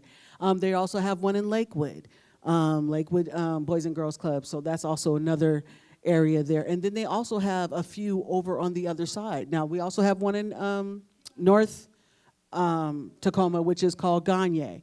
And then we also have a few that are actually over the bridge in Gig Harbor. So I'm just saying, like, there's clubs everywhere, predominantly almost everywhere. Passport to Manhood has always been a program that's been going on with all the students. It's they probably named it something else. They might have named it something else but Passport to Manhood, and they call the other program for girls is Smart Girls, but the girls changed it on me and they told me it's Girl Talk, and that's what we do, holla back. So there is always Big Brother and Big Sisters, but that's Big Brothers and Big Sisters provide one-on-one mentoring. I'm just saying, if you want to put your kids somewhere that you know that they're safe and you know that they're being watched over and they're not, out here in these streets, that's where you're going to put them. You're going to put them with people that you know. You know what I'm saying? And know what, the Boys and Girls Club's been in these communities for years. Okay, so I'm just saying, like, because I work for one, I represent it, definitely. And I am an East Side kid, so I know where it is.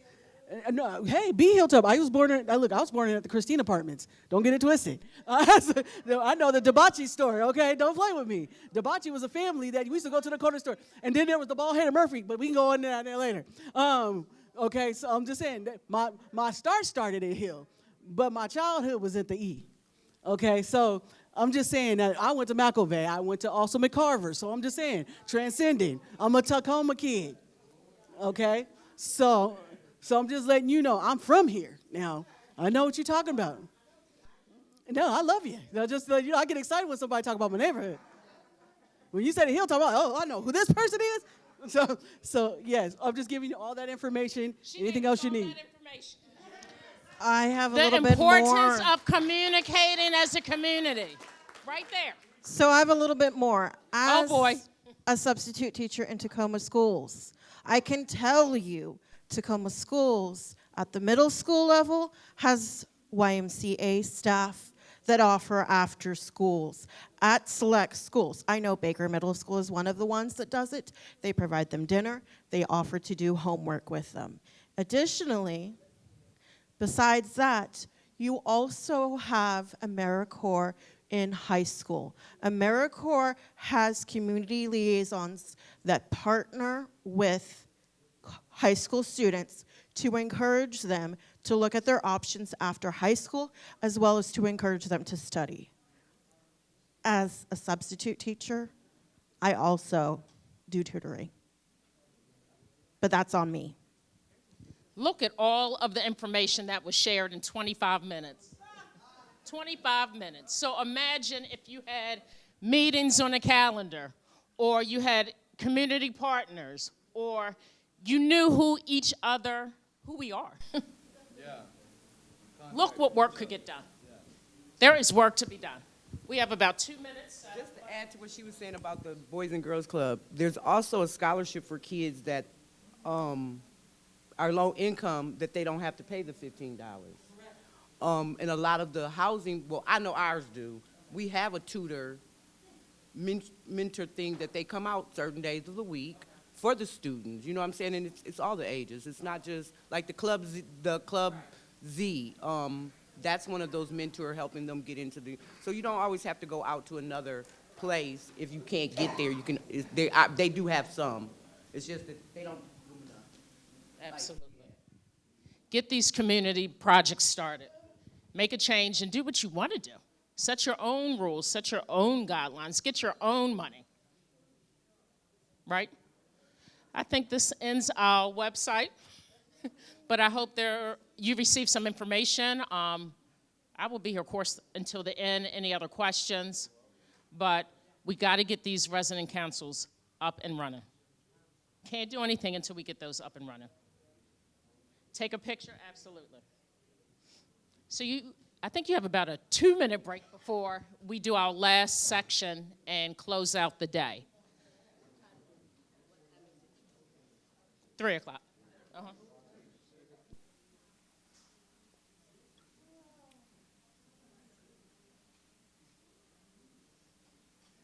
We've received excellent feedback and engagement all day long, and thanks to you for taking this professional development seriously and contributing significantly. It's just not what I say, but it's what we say and how we engage and how we listen and share.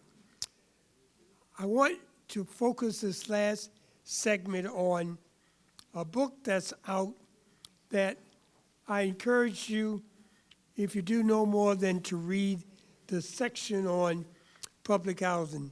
It's the Mandate for Leadership, Project 2025 proposal. Chapter 15 specifically speaks to what was proposed as quantum changes for the U.S. Department of Housing and Urban Development. And Paul Dans and Stephen Groves are the two editors of the book. It's a thick document. Go online and look at it. You can even download chapters of the book. Download chapter 15, read it, have discussion about what was proposed to take place at HUD as a part of the new administration. So the mandates being implemented by the Office of Government Efficiency and by HUD just didn't pop out of the air last month. Planning for this has been on the forefront for an extended period of time.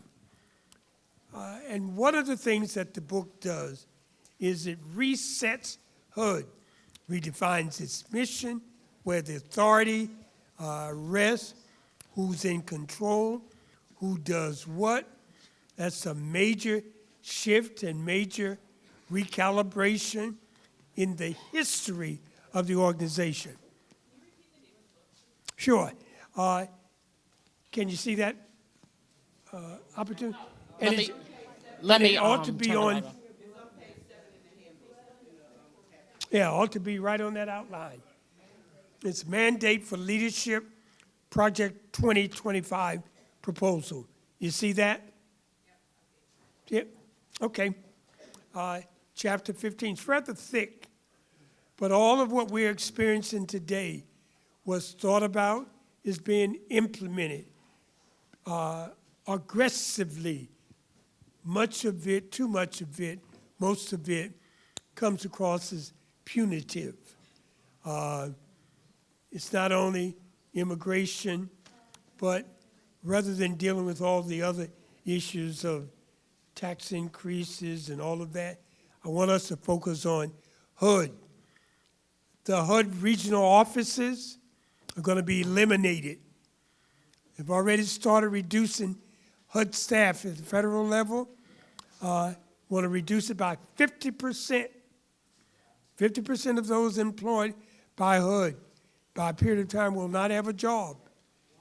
A number of small housing authorities will be shut down, closed.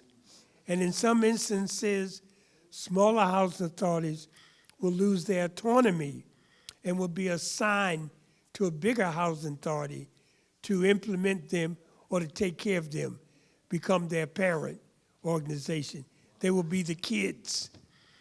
And when it continues to trickle down, housing authorities going to have less subsidy, will have to reduce its staff, will have to lay off, have to terminate positions, fewer dollars for certificates, the administration fee that housing authorities receive to administer Section 8 program may go away. There may not be tenant participation funds. So as some are pushing to increase it, others are pushing to eliminate it altogether. So some critical times. I mentioned the redelegation of the authority to a cadre of political appointees. Who these appointees will be is changing on a daily basis. Reform, reinvent, and renew HUD's role. You can Google HUD and its mission, its roles and vision, clearly defined. That's changing, has changed, and will continue to change on the basis of a conservative movement to put the spotlight and to showcase HUD differently than it has been historically. Those are concerns, and we as resident leaders need to be concerned about those. And we as resident leaders have to decide what advocacy should we undertake to be heard, to be funded, to be preserved. So what are some things that you can do? It's easy to say that we're going to rent a bus and drive 3,000 miles over to Washington and picket around HUD. It won't happen, will it? It won't happen. It's easy to say we'll all get a plane ticket and fly into Reagan National Airport, and you might be intercepted by a helicopter from the Pentagon and end up in the Potomac River. It's not going to happen, right? It's easy to say that you're going to take the train from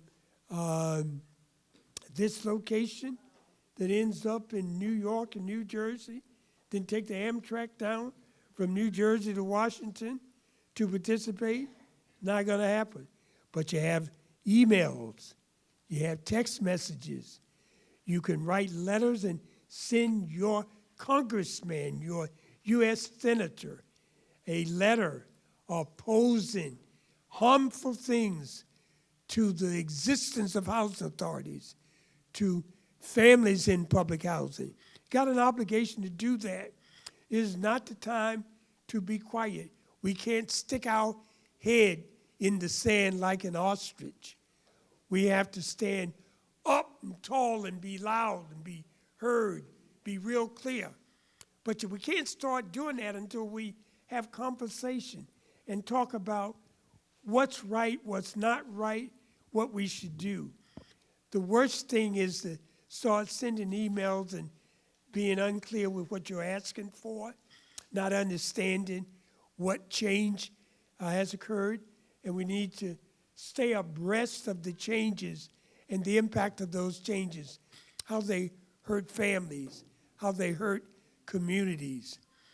So, for example, when HUD reduces the budget or subsidy for housing authority, means housing authority can't fix the units on schedule, can't pay the staff on a biweekly basis, can't do a lot of things that it is obligated to do as a public housing authority, as an industry association. So everybody loses something. The vendors won't have contracts, folk won't have jobs, resources won't be available. You're not just hurting the housing authority, you're hurting Washington State, you're hurting Tacoma, Washington specifically, because the industries and the businesses stay alive on the basis of services that are purchased by the housing authority.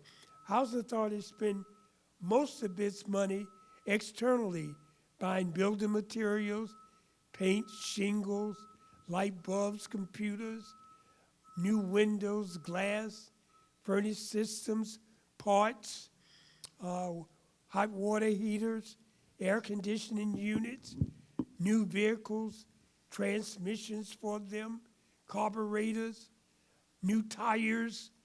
I could list things and go all day long and still would not have covered every conceivable type of product.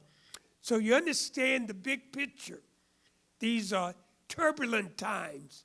These are difficult times. We're not happy. You're not happy. We got to do something, but we have to do it intelligently and in a way that will be impactful and will send a strong message. Elected officials who don't care about public housing, and I can say this because I'm not a housing employee, don't vote for them. Now, the Housing Authority didn't say that. Who said it? Sam Little, all right? So I want you to go back and say the Housing Authority to me didn't say, Housing Authority didn't say one thing. I said it, and tell them I said it.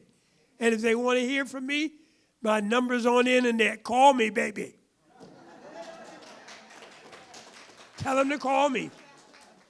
I'll go on CNN, Netflix, what is it called? Netflix, really? X, anywhere. I'll talk Netflix. to stuff. I've spoken at the White House summits, not afraid at all to tell the truth and to tell what residents are experiencing and what they think about it. That's what I get the opportunity to do. That's why it's out of this kind of engagement. You give me an agenda. You give NARSA an agenda to be your national representative out there to keep the heat on. And unless we keep the heat on, there was a day when, we could kick it around HUD. But so many of us use paraphernalia to get around. Mobile vehicles, walkers, canes. We can't even walk down the hall, as well around the HUD building. But we can use those electronic messages. And that's not putting down it's the reality that times are different. We have to realize what's the best way. Send hundreds of emails. We have 5,000 household heads. Not 5,000, 5 million household heads in public housing. What if Washington got 5 million emails? 5 million votes, minimum. You can decide who the next president is. You can. 5 million votes, but you got to vote. And folk have to take your vote serious. It's all important. Become empowered. Become the leader that's transformational. Become the person known for the woman, the man who gets things done. You are great. Read chapter 25. Understand what the issues are. Do what you have to do to represent your families, to oppose anything that hurts, makes housing authorities less impactful. You need more money, more resources, not less. These are tough times, and the only way to get through this toughness is for our resident leaders to be very smart and focused, work in tandem with service providers, with nonprofits, with the Housing Authority, and others to keep housing a priority in these United States of America. Is that okay? Yeah. All right. Okay, thank you. What we want to do is we have a certificate of completion for those who attended over the last couple of days. Now, we may have missed a few names, but in instances where we don't have one for you today, we will mail them in, and you will definitely will get them.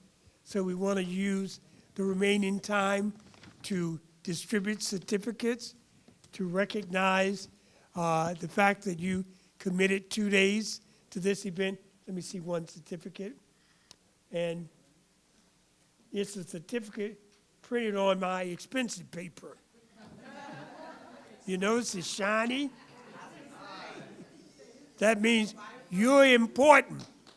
It says Certificate of Completion presented to the name, Tacoma Housing Authority, a powerful advocate for equitable housing, public housing, who attended a 2-day capacity building seminar for resident council leaders, and is signed by me and the chair lady of NARS's board of directors, who sent, and I forgot to say it yesterday, her greetings and accolades to you for being committed individuals.